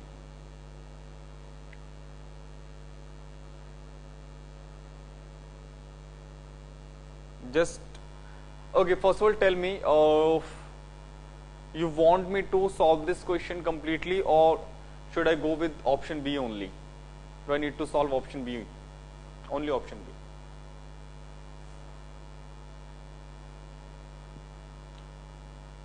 And I'm saying, let's say suppose if sir was there, then you have to take that class.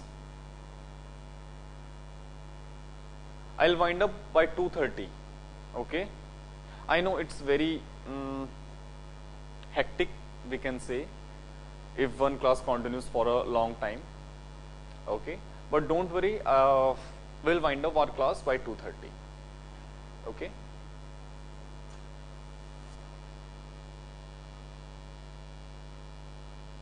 Okay.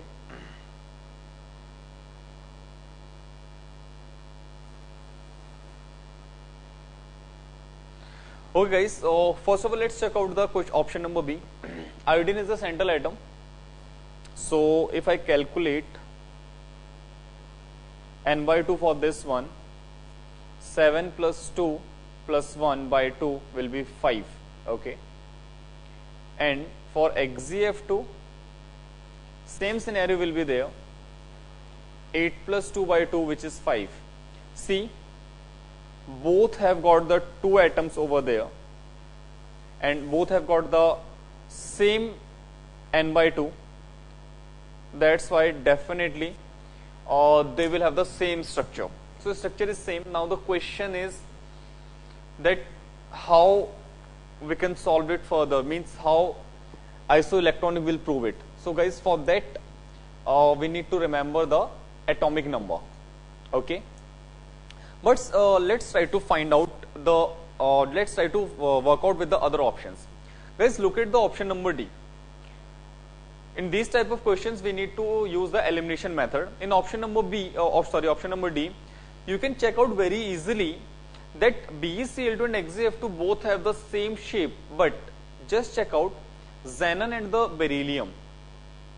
Fluorine is just exactly next element of the chlorine is the exactly next element of the fluorine, but the point is, can they have very near atomic numbers?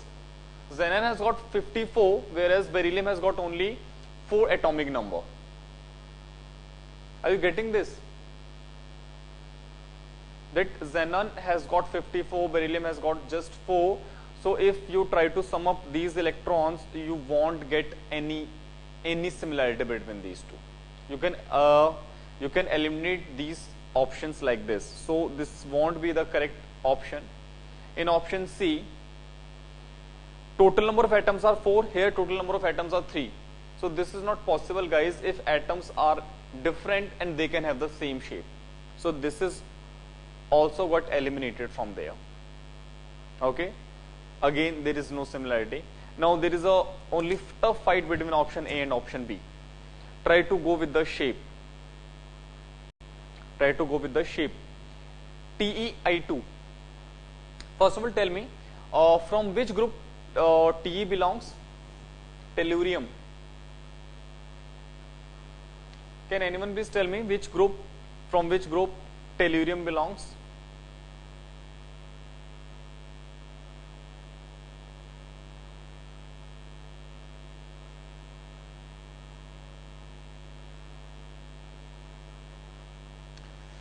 Guys, this is oxygen family member, group 16. I think so in the smaller classes you have learned the mnemonics to remember the elements. Okay, so if you calculate the n by 2 for this one will be 6 plus 2 by 4, which is 6 plus 2 by 2, which is 4. So this is 4, and we know that in option where n by 2 is 4, there is no linear geometry exists over there. Okay, so XeF2 will definitely have the linear geometry, but this won't. So as you can see, option A is also got eliminated over there. Guys, in the exam you can use the elimination method only when if you have practiced that method very well. And in the NEET examination, elimination is very important method to use, because the 4 choices are very different from each other.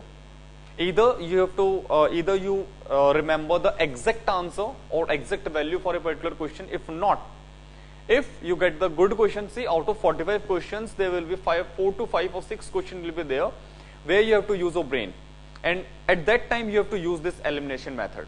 Okay, and Guys, remember those 6 to 8 questions will differentiate you from the others.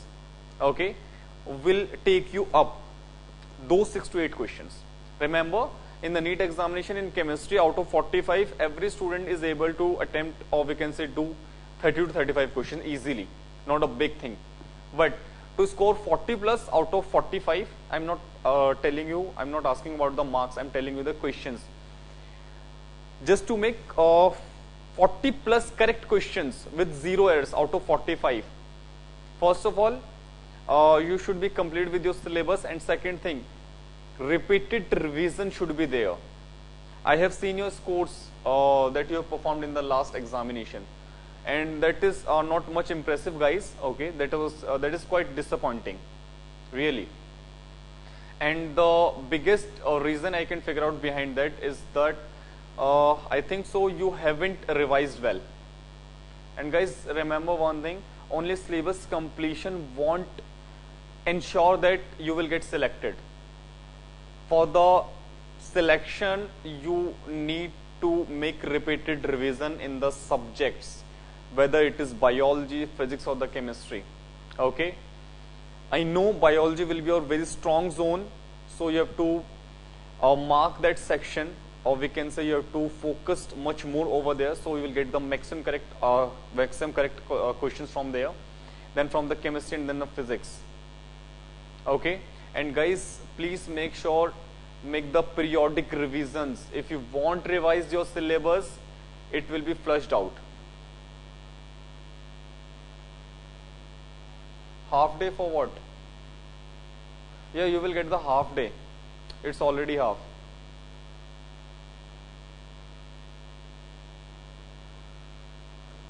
Okay, so guys, let's take a break. Okay, and then we'll continue with the new chapter. I'll see you at 1:30.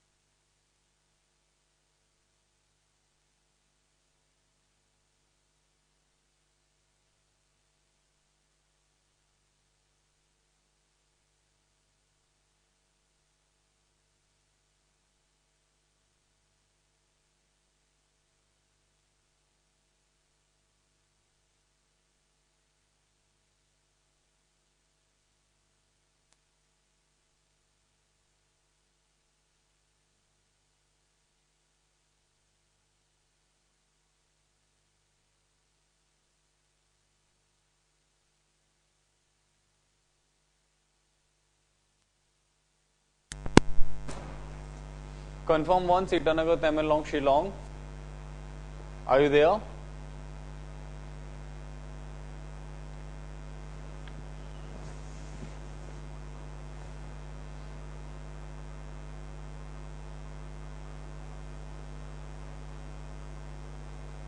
Okay.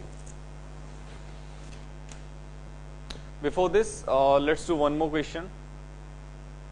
Attempt this one and please tell me the answer.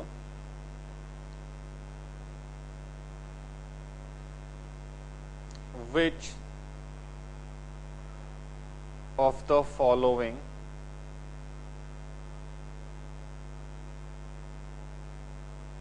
has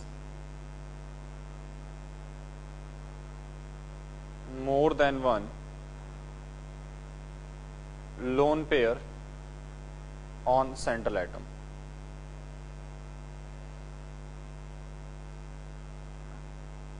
Option A, SO2,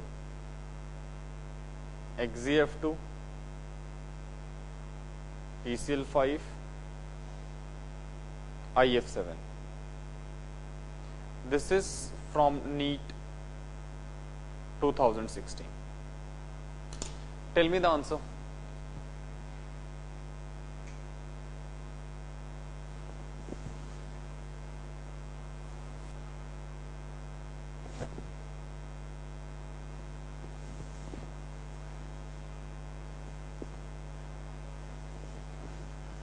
Tell me what could be the right answer.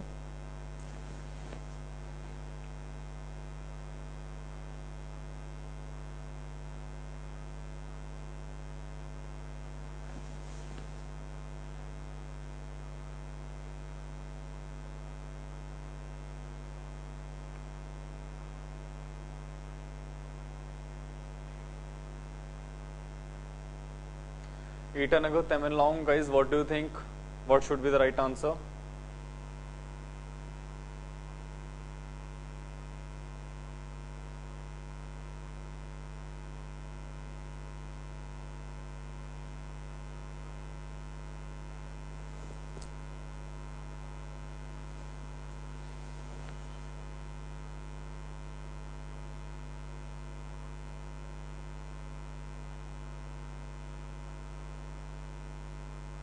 Use Vesper theory, try to depict their shape and you will get your answer.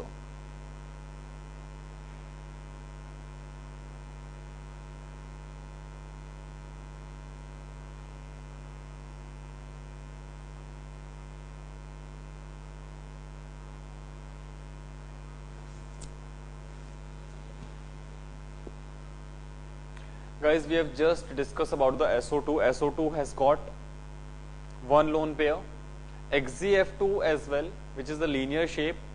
XeF2 has got the three lone pairs on the central atom. PCl5 has no lone pair. Similarly, IF7 won't have any lone pair. So you have to use the Vesper theory to answer these kind of questions. Okay. Now let's start with the states of matter. The new chapter of physical chemistry, again you will find numericals from this chapter. Okay, quite important again. So guys, states of matter, we know that the matter can exist in the three different states, which are solid, liquid and the gaseous state. Okay, so the question is why these states exist. Why a substance can have a solid state, why a substance can have a liquid state, or why it can have a gaseous state. Okay, why they exist in the different states. So guys, to answer this question, first of all understand that the attractive force which is being acted between the particles is responsible for the different states of the matter. I am repeating that the force of attraction which is being acted between the particles is responsible for the existence of the three states. Okay. If we talk about the solids have very strong intermolecular forces, or we can say the very strong interatomic forces by which they are tightly bound each other and they can exist in a solid form. Whereas if I talk about the gaseous state, in the gaseous state the particles do not have very much, we can say, attractive force over there. They have very less attractive force, so they have very good escaping tendency. Escaping tendency means that they don't want to get closer to each other, they don't want to remain closer to each other. Okay, that's why their attractive force is very less, that's why it exists in the gaseous state. Whereas if you talk about the liquids, so guys, in the liquids the force of attraction will be intermediate of the solids and the gaseous, means it is not very much high as which is present in the solids, and it is this one is very much low, or we can say the negligible, as present in the gaseous state. Okay, so that's the difference, that how solid, liquid and gaseous states will exist. Okay, ultimately it will depend on the two parameters. First is the mutual attraction, that's what about that we are talking about right now, and the second is their escaping tendency, means by which they can be stay as far away as possible. Okay, so first of all, understand, for the existence of the three states, the only thing which is responsible is their force of attraction and their escaping tendency. That plays a very big role in that. Okay, so guys, let's start with this one. First of all, write this one, that any given substance may exist in solid, liquid or in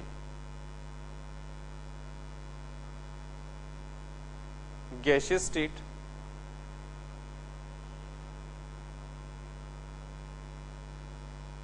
depending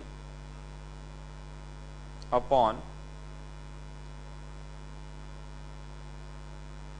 magnitude of two opposite forces, or we can say two opposite tendencies.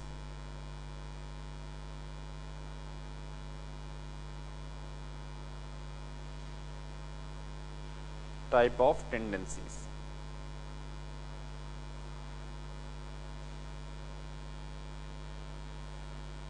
First is your mutual attraction,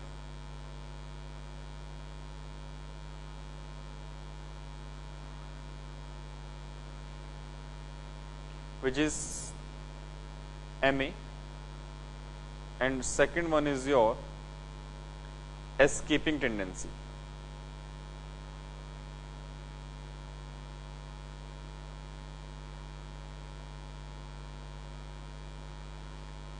You guys are late, Shillong. Guys, copy and confirm.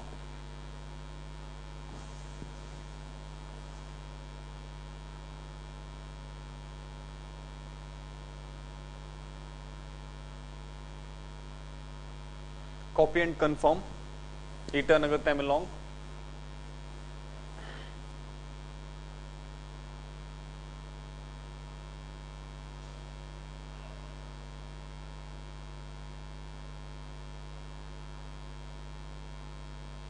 Okay. Guys, I have already given you half an hour of the break. So I think I do expect you guys are mature enough to be on the time in the class. If you can't, then it's your fault, not mine. Even I have waited for you for the next 5 minutes as well. I have started it at 1:35. Even other students are also waiting over there.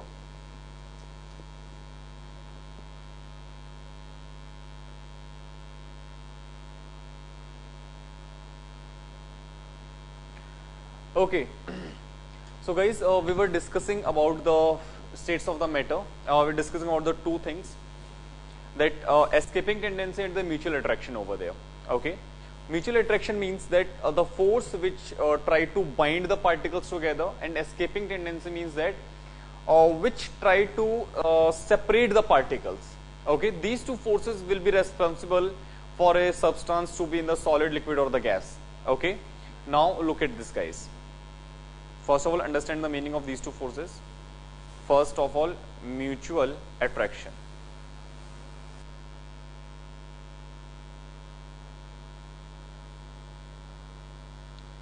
Means tendency to bind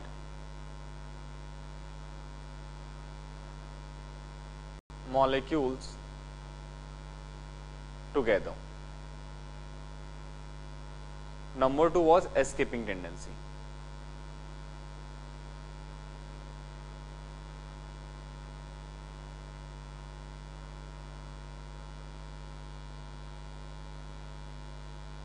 Means tendency to get away, or we can say disperse.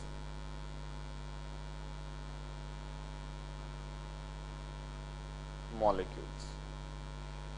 Okay, so these two opposite tendencies will be available to us, or we can say will be present over there, that will decide, or we can say define, that will be yeah, sure, that will decide whether a molecule, or we can say whether a substance will be in the solid, liquid or the gaseous state. Okay, these two opposite forces over there. So the dominancy of these two forces will decide whether they will be exist in the solid phase, liquid phase or the gaseous phase. Okay.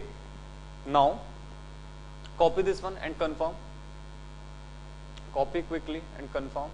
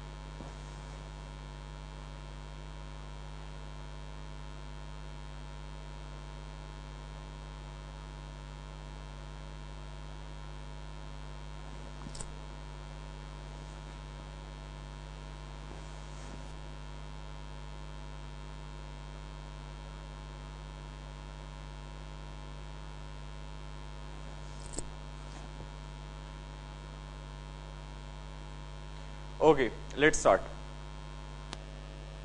Copy this one.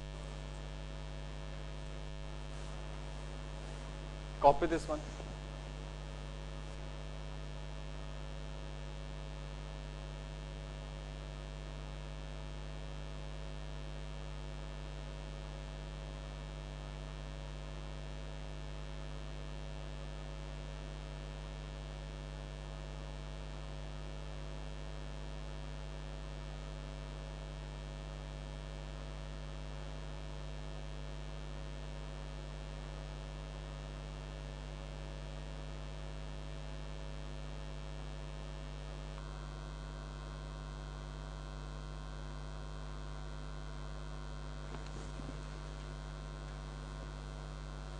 Now, see, if mutual attraction is very high as compared to the escaping tendency, means that attractive force will be very dominating over there. It means that the substance should be in the solid phase. If mutual attraction is slightly greater than the escaping tendency, means it is still dominating over there, we'll get the liquid state. And if reverse is over there, means escaping tendency is now very high, means the particles are not experiencing any force of attraction over there, it means that they will exist in the gaseous state. So ultimately, for the existence of the solid, liquid and the gaseous state, it depends on these two type of tendencies. Or if I summarize this, you can simply think about it that if attractive force is dominating, you will get the solid. If repulsive force, if we can say the escaping tendency is over there, then it will be in the gaseous state. And if intermediate force is available over there, means attractive plus escaping tendency, if force lies between these two, in that case we will have the liquid phase. Clear to everyone? Guys, are you clear with this one? Remember only one thing, only the force of attraction, or we can say the type of force which is being acted between the particles will be a decisive factor whether it will be solid, liquid or gas. Okay. Now, next important thing, on the basis of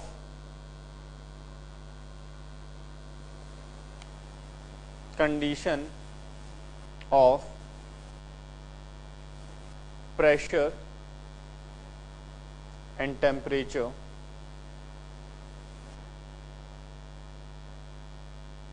a given substance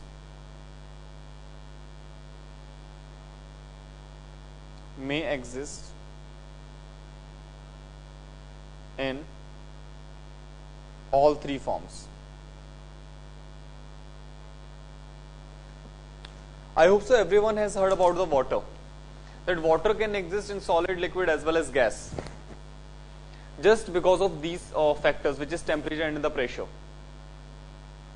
Water can exist as a ice at the temperature below 0 degrees Celsius, which is a solid form.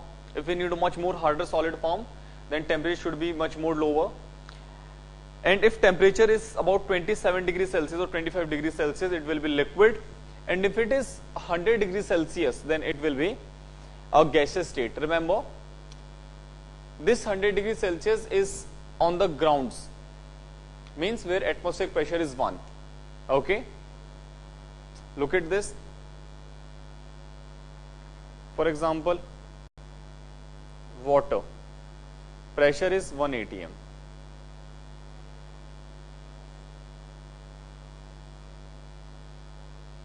If we talk about the temperature, at minus 10 degrees Celsius, it will be solid. 27 degrees Celsius, liquid. 100 degrees Celsius, gaseous. Wait.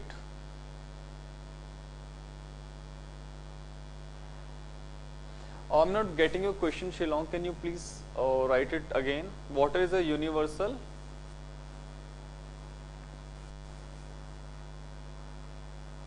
Universal solvent are you asking about? Water is a universal solvent. Is this your question?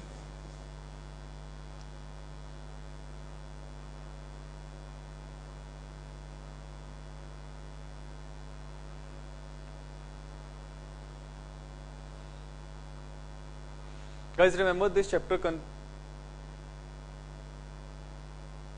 okay, universal solvent. Because water has the ability to dissolve almost everything in this world. Almost everything. That's why it is known as the universal solvent. Just because of very high dielectric constant of water. Okay, and guys, remember in this chapter, this is formula based chapter. You need to remember the formulas. Yes, concept will always be will also be there. Okay, quite simple chapter. If you remember the formula, it is easy to deal with it. If you can't remember the formula, then this chapter will become a little bit difficult for you. Okay, same as we have discussed in the structure of atom. Okay, have you copied that?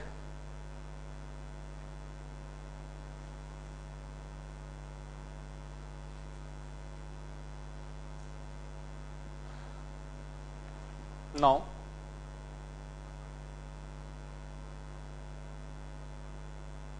some important terms. First of all is volume.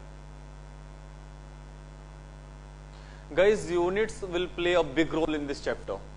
Units will play a very big role in this chapter. Okay.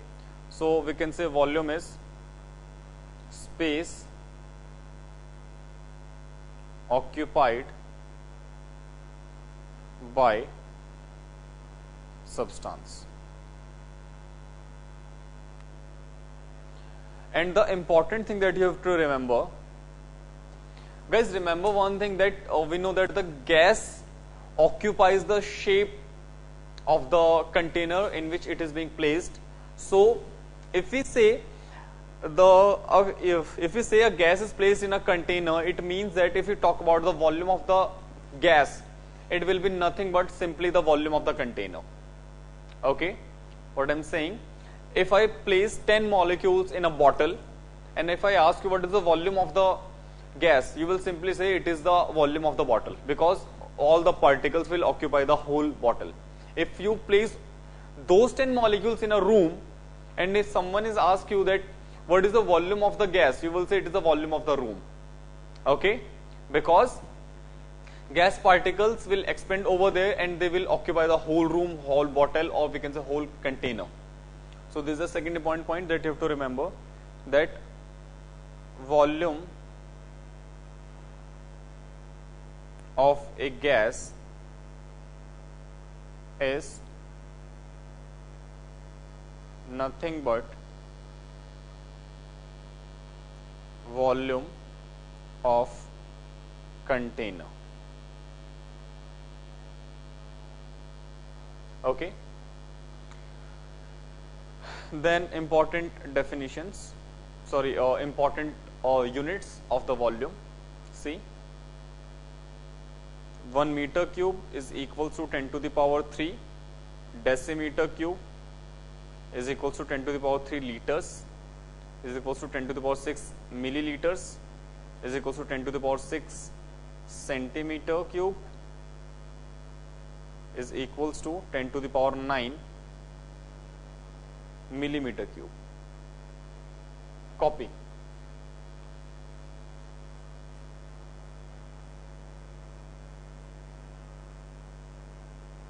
Guys, I am repeating that units will play a big role.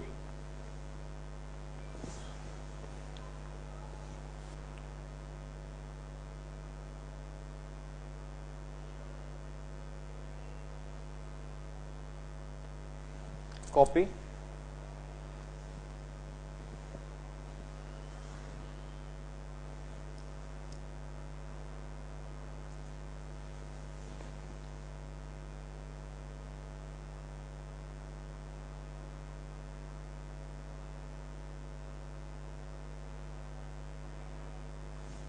Okay.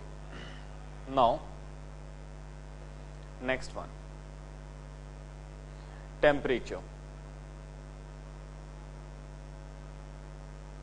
It simply measures the degree of hotness or the coldness. That a particular substance, or we can say the particular thing, is how much hotter and cold and how much colder. Okay, it is nothing but it is degree of hotness or coldness. Okay,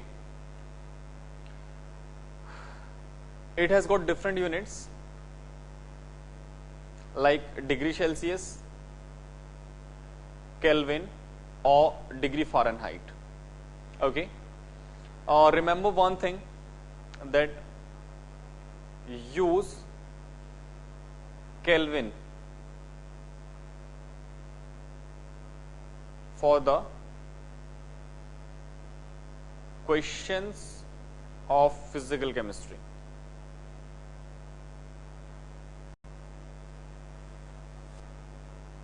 Okay, and we know that we need to convert the degree Celsius into the Kelvin scale, and for that Kelvin is equals to degree Celsius plus 273.15. This is the formula. Means most of the time we will find out the degree and the Kelvin. Okay, you can copy this one.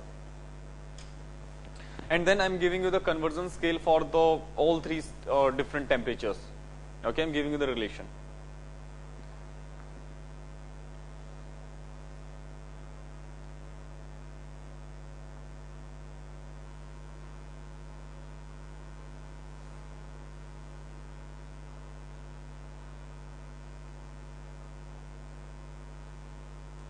Done?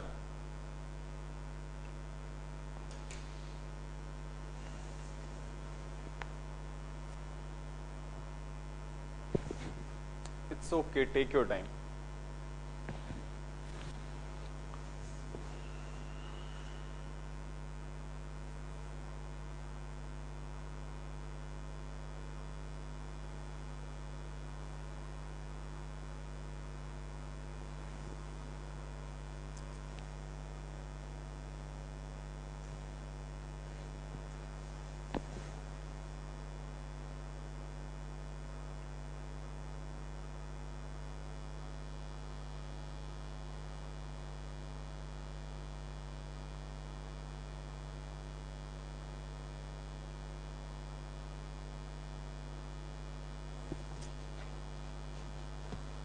Now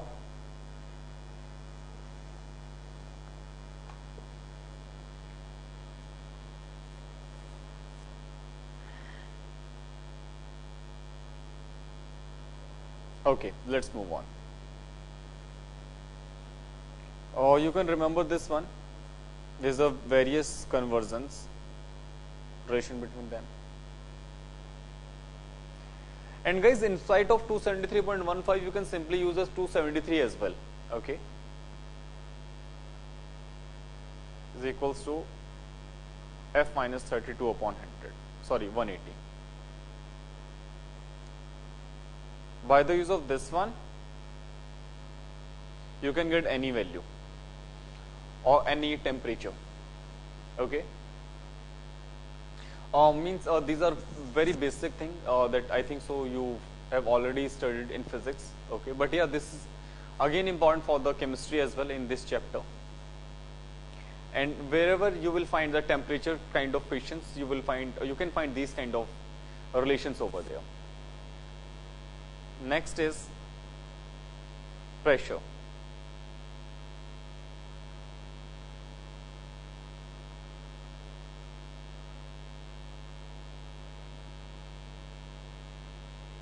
Pressure is nothing but force acting per unit area is your pressure. Means in a particular area how much force. Yeah, it is 100. In the first it is 100. Yeah, this is 180, this is 100, this is 32. Yes, F minus 32. In F minus 32 it is 180 over there.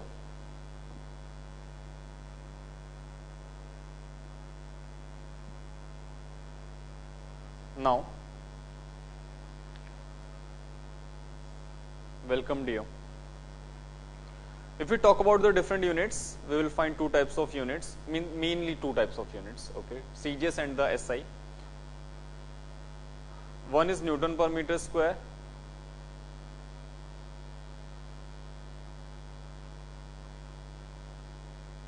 and second one is your Dian centimeter square. This is your CGS system, whereas this one is your MKS system.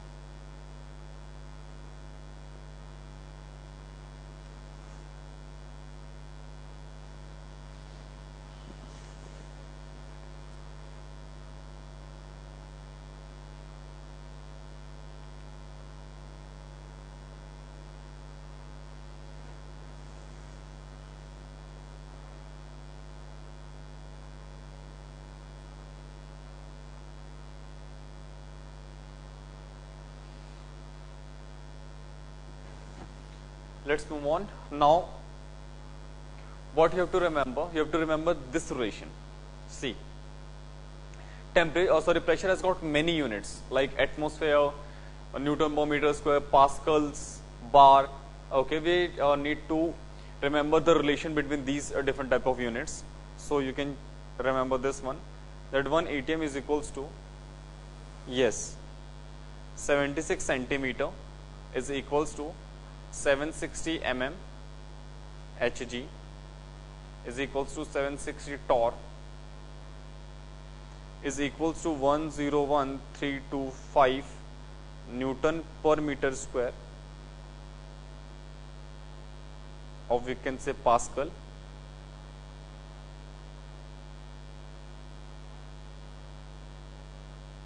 And this one is equals to 1.01325 bar.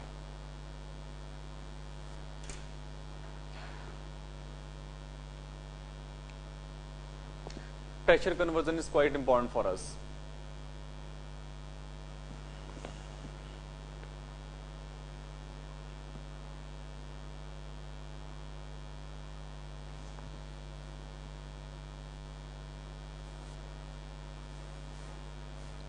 Number 4, density, represented by the rho. Density is equals to mass upon volume. First basic formula.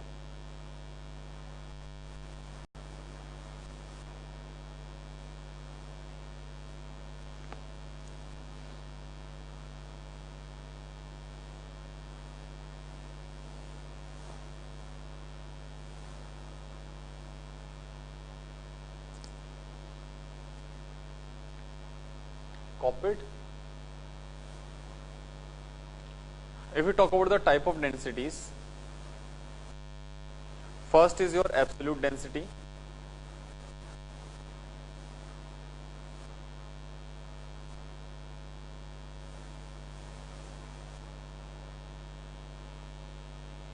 Whose formula is rho is equals to Pm upon RT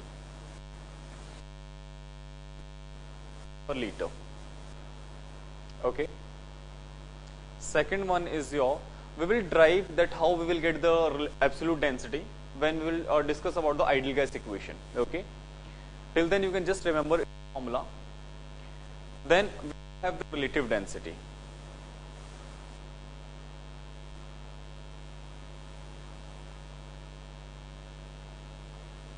Not relative, or we can say the vapor density.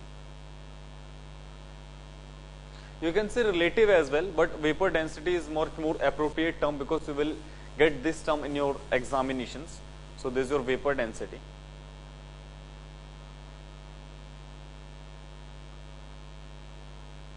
I think we have already studied about it. This is your molar mass by 2. Can anyone please tell me why we are using upon 2? M is the molar mass.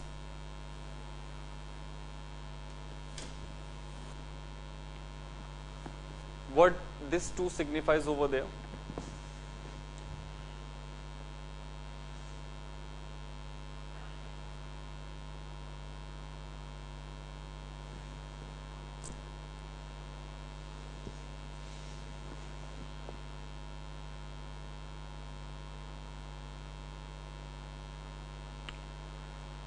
Guys, this is the, as I have used the term relative density, it means that this density has been calculated with the reference of some particular substance, and that substance is the hydrogen.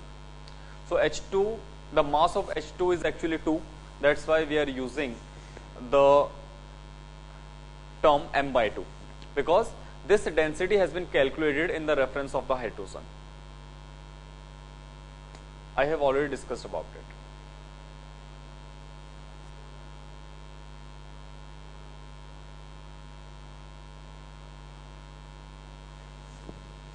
Can we move on?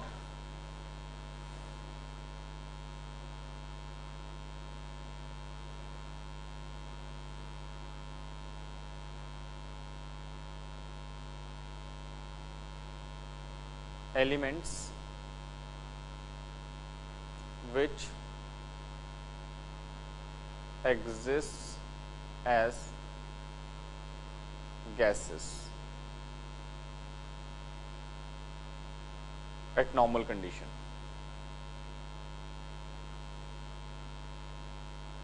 means at room temperature. Can anyone please tell me that how many elements are there which exist as a gas at the normal temperature and pressure conditions, means room temperature? How many elements are there?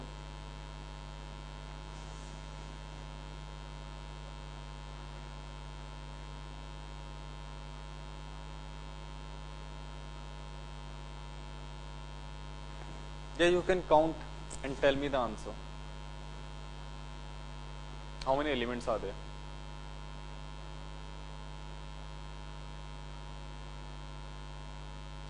Oh, 119. Dear, in your periodic table we have got only,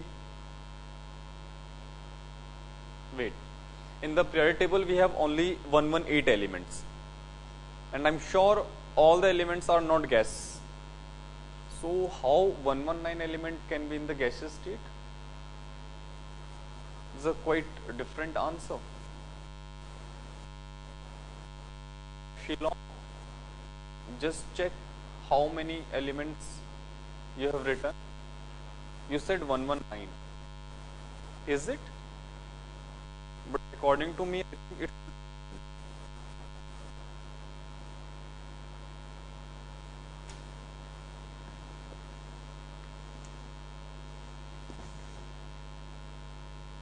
11.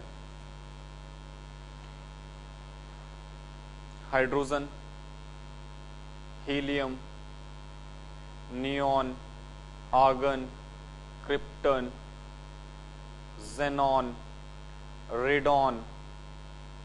Count 3 and 3 6 and 1 7.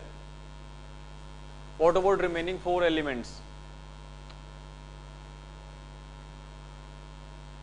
Guys, remaining 4 elements which are natural in the gaseous state.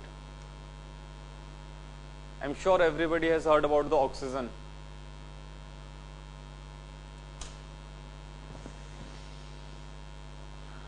Can you please tell me the rest of the elements?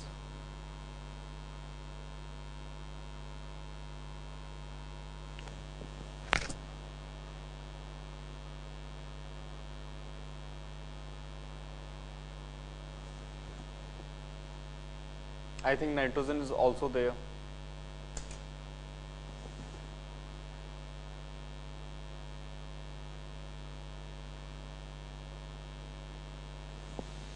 Fluorine should also be there. Chlorine should also be there.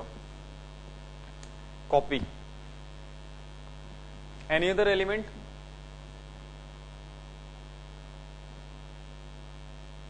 Any other element? Yeah, fluorine I have written over there. Copy this and then let's move on.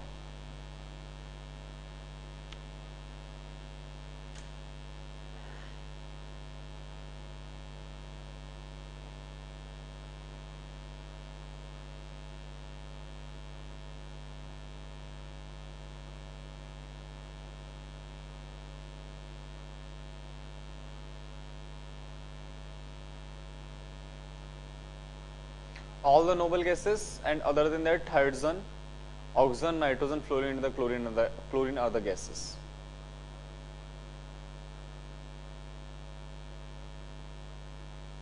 Next, gaseous laws.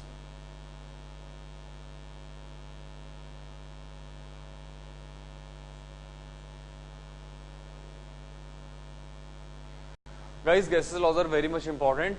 So let's discuss one by one. First is your Boyle's law.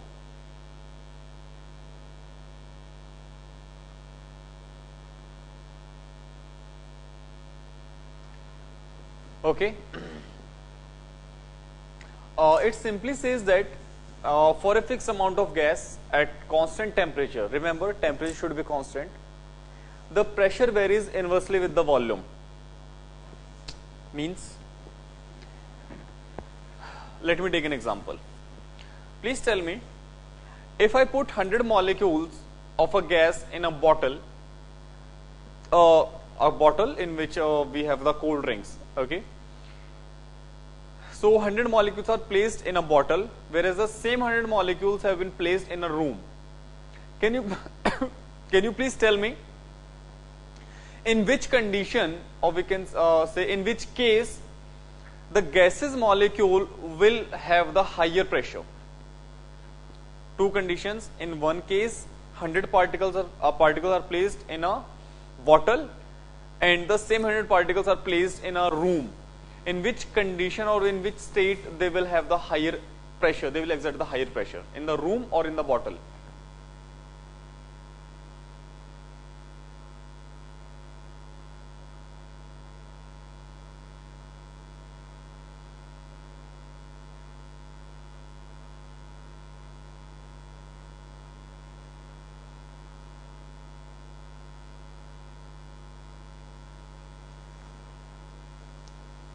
Very serious discussion over there, and finally they come to a conclusion. Let me check out. Oh wow, very good. Yeah, well done. Yeah, in the bottle they will exert the more pressure. Okay, so the volume of the bottle is low and the volume of the room is high. Okay, so water. Oh, I think you want to say bottle. Okay. So in the bottle they will exert the more pressure. This is what the Boyle's law says that. Okay. So let's write its definition or statement first and then we'll proceed. Okay. Look at this. It states that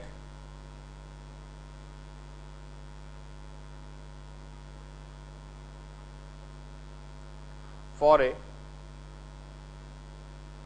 fixed amount of gas,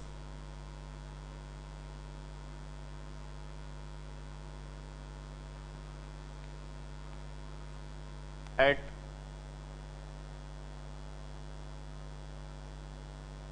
constant temperature,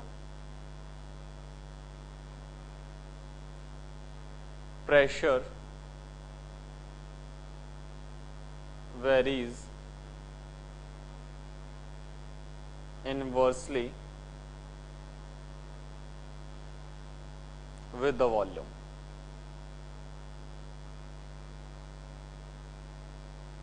Okay, it simply says that pressure is inversely proportional to the volume.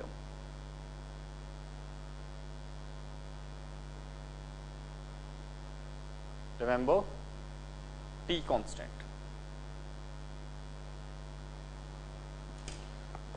Copy.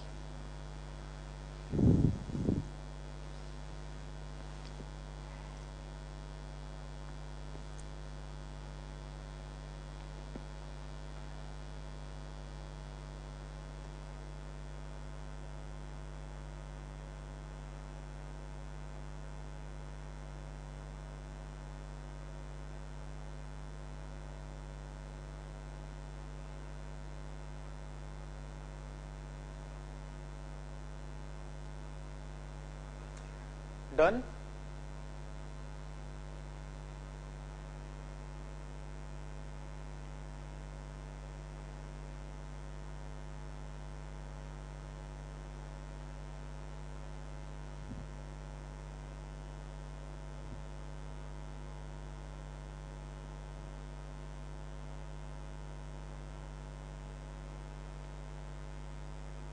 Okay, let's move on. Now look at this. We know P is inversely proportional to the volume, so we can say that P is equals to K upon V. K is your proportionality constant, so I can say PV should be equals to a K. This is the possibility. I am saying that I have 100 molecules of a gas that first has been placed in the bottle. Now I have opened up that bottle, or I can say I have placed all those 100 molecules in a room. Obviously, pressure and volume will be changed over there. So according to the concept, I can say that initially in pressure and volume were P1 and V1, they were equals to a constant K. When I have transferred those molecules to the another room, now pressure becomes P2 and volume becomes V2, but according to the theory, PV is equals to constant. So I can say that the product of initial pressure and volume should be equals to what? Product of final pressure and volume. Again the new formula. That's what we have to use. Okay. This is the formula. That product of initial pressure and initial volume would be equals to product of final pressure and final volume. Let's take an example. Pressure of a gas confined in a cylinder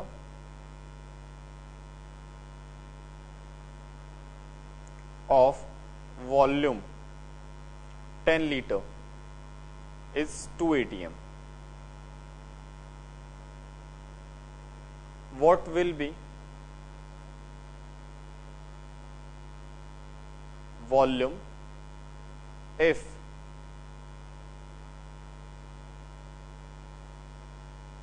pressure increased by 50%?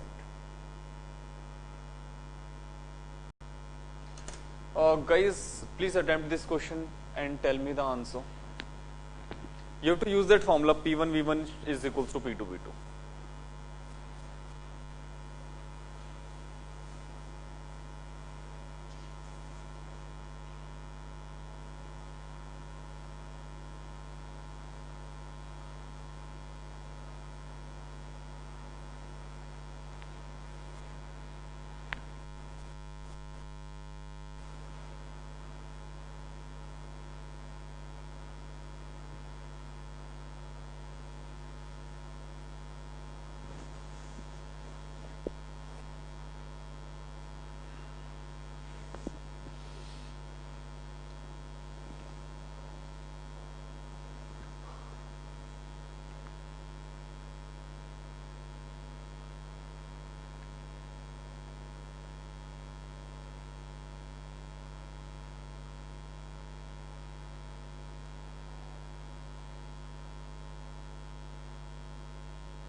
Okay, let's check out. Okay, Eva has got 5. Let's see. See, initial pressure was 2 and volume was 10 liter. P2 we don't know, V2 we have to calculate. They are saying if pressure is increased by the 50%, means initial pressure was 2, now it is increased by the 50%, means 50% of the initial value. So this is 2 plus 1, that should be 3. So you can just put the value 2 into 10 is equals to 3 into V2. Wow. But I think answer should be 20 by 3.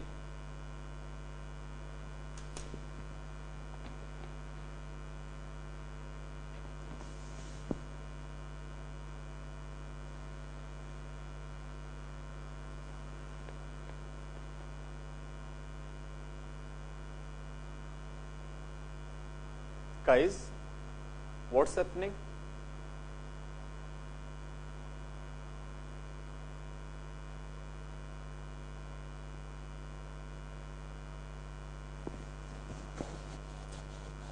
Cleared? Have you got this one? Everyone has got the wrong answer.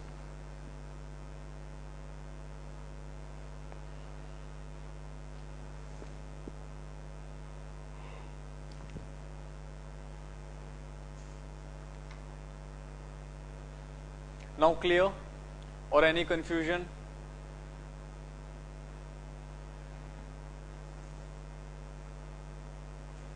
One more question.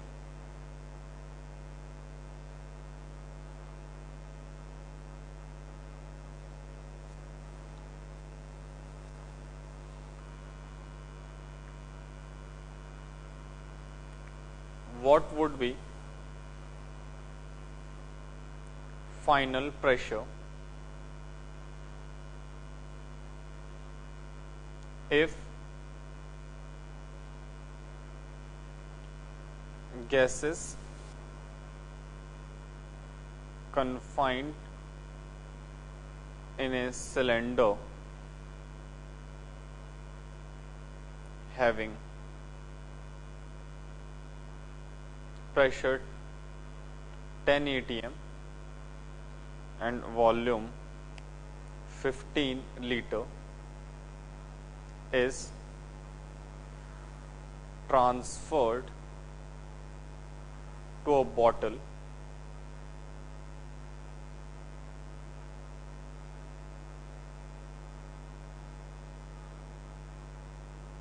where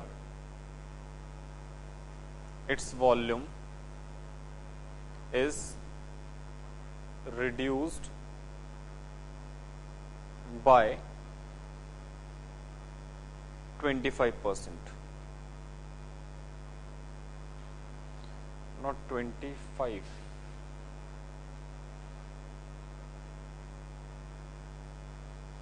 not 25%, make it 33.3%.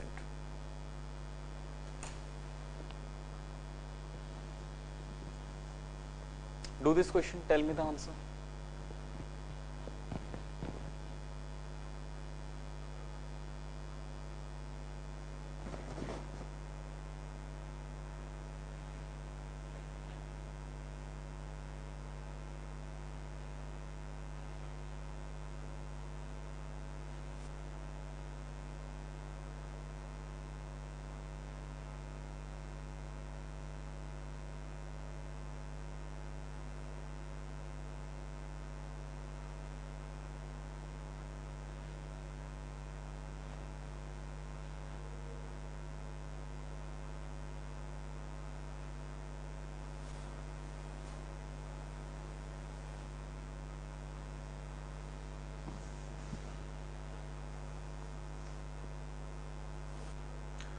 Don't use the calculators while solving the questions. In the examinations, you won't get the calculator.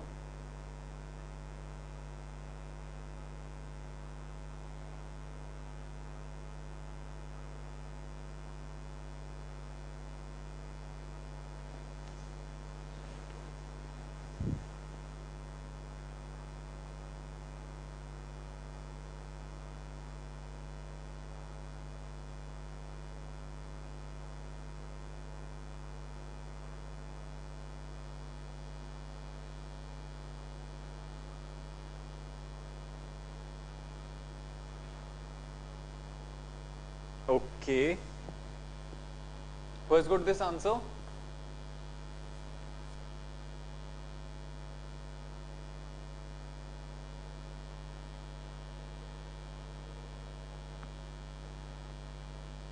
Let's check out.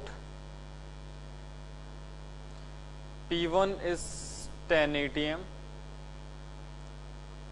V1 is 15 liter, P2 we have to calculate. Let's check out the V2. It is reduced by 33%.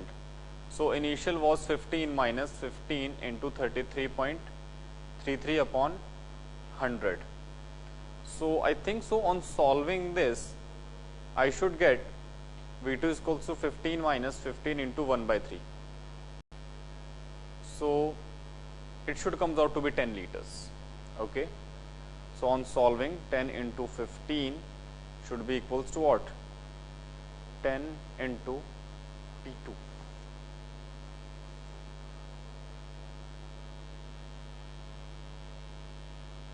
(15 atm).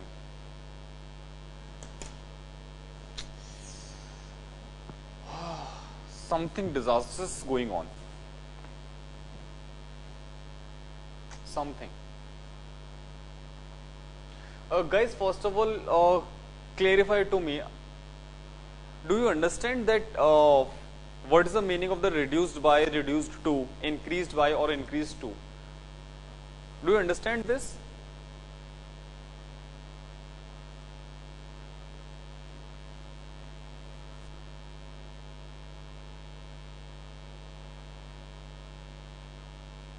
Because the two questions you have got the, okay. Okay, that's the reason. Copy this one, I'll tell you. Copy this one. I think that's the reason we are getting the wrong answer.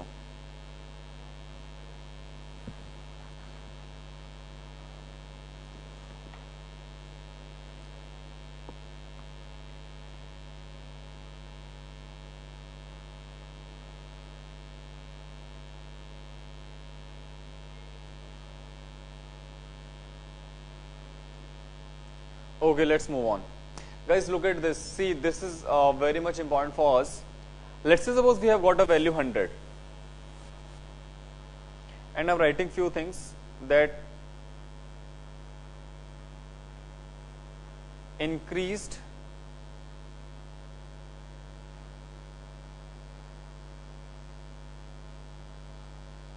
by 20. This is decreased by 20. This is increased to 140, and this is your decreased to 20. Guys, focused on these terms, by 20 to 140, by 20 to 20. First of all, understand this. 2 means, I am talking about this one. 2 means after the making changes, the final value becomes that. After making any changes, it means that if they are saying something is increased to 20, or we can say, sorry, increased to 140 or 200 or 250, it means that 100 now becomes 140. 100 becomes now 140. See, I am writing the same value.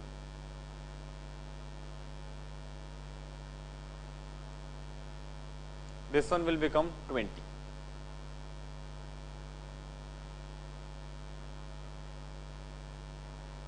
Now the second term is by.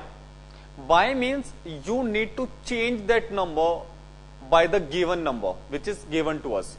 Means increased by 20 means increment of 20 in the previous value, which is 100 plus 20. The new value will become 120. They are saying that decreased by 20. It means that number was decreased. It means we have to subtract. So answer will be 80. Whenever you will find out the word to, means you have to simply put that value over there. Whenever you will find the value by, means you find the statement by, it means that you need to change that number from the previous, or we can say the given value. That's how increased by, decreased by, increased to or decreased to is different from each other. Copy this one. Now is it clear to everyone? I hope so. Now you won't make any mistake in this one. Okay.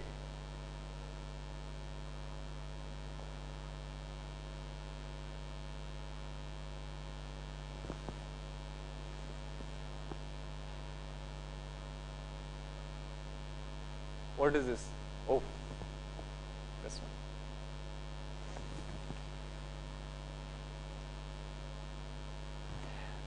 one. Guys, have you copied that? Oh.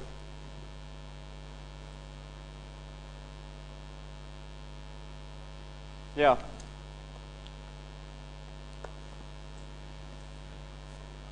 Okay guys, so let's start. Okay, that's it. It's been over. Now, graphical representation of this one. Look at this. We know that pressure varies inversely with the volume. Okay. If I talk about the graph of this one, pressure versus volume,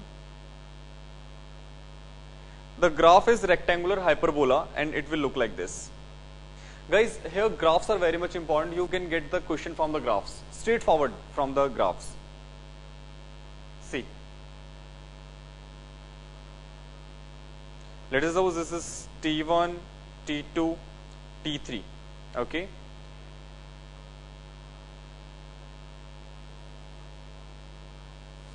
Welcome dear. By the way, who is this? I mean, is it whole or there is a particular? Look at this, guys. And the important thing, guys, welcome dear. So guys, the important thing over there, that temperature is being kept constant over there, means all the slopes, or we can say all the curves are known as the isotherms. Remember guys, isotherm means, iso means the same and therm means the heat, or we can say the temperature. So the things where heat, or we can say the temperature will kept constant, will be known as your isotherms. Okay. So whenever we will plot a graph between pressure and volume, okay. Any question? Let me finish it first. I am saying, whenever we will plot a graph, or we can say whenever we will obtain a curve, or we can say we can obtain a straight line, anything which is at the constant temperature, any representation where temperature will be kept constant, any line, any curve or anything obtained will be known as the isotherm. Okay. Isotherm you can understand in this way. Iso means same and therm means temperature. We will have some more important names as well, like isobars, isocores next after this. Okay, just copy this one. And guys, again I am telling you that graphs are important, very much important over here.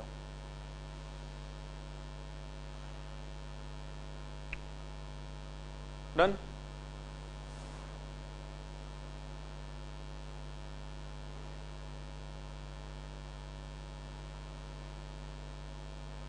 Have you copied that, guys? Now look at this.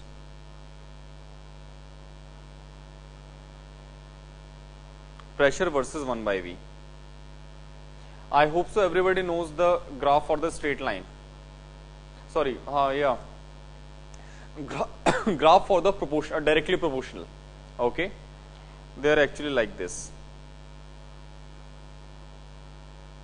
T1, T2, T3. Here T1 is greater than T2 is greater than T3. Okay. Copy this one as well. Again I am telling you guys, graph are very much important for the examinations.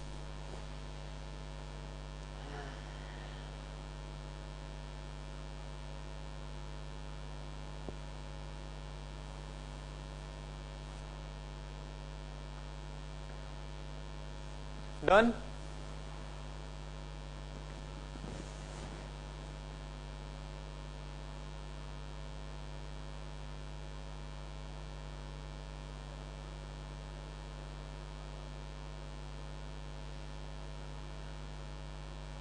Guys, have you copied that?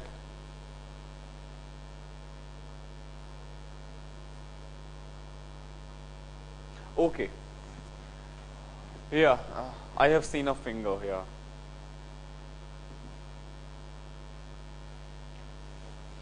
Thanks for reminding me. Okay. So guys, that's all for today's session. We have started with the states of matter.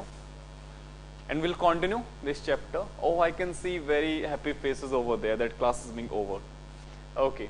So guys, I'll see you next time. Till then, please revise. I'll provide you the assignment of, yes, remind me once that I need to provide you the, previous year's questions of the NEET. Okay. I'll provide you the PDF of that. Okay guys. Thank you so much. Bye-bye. Take care. Stay healthy. See you next time.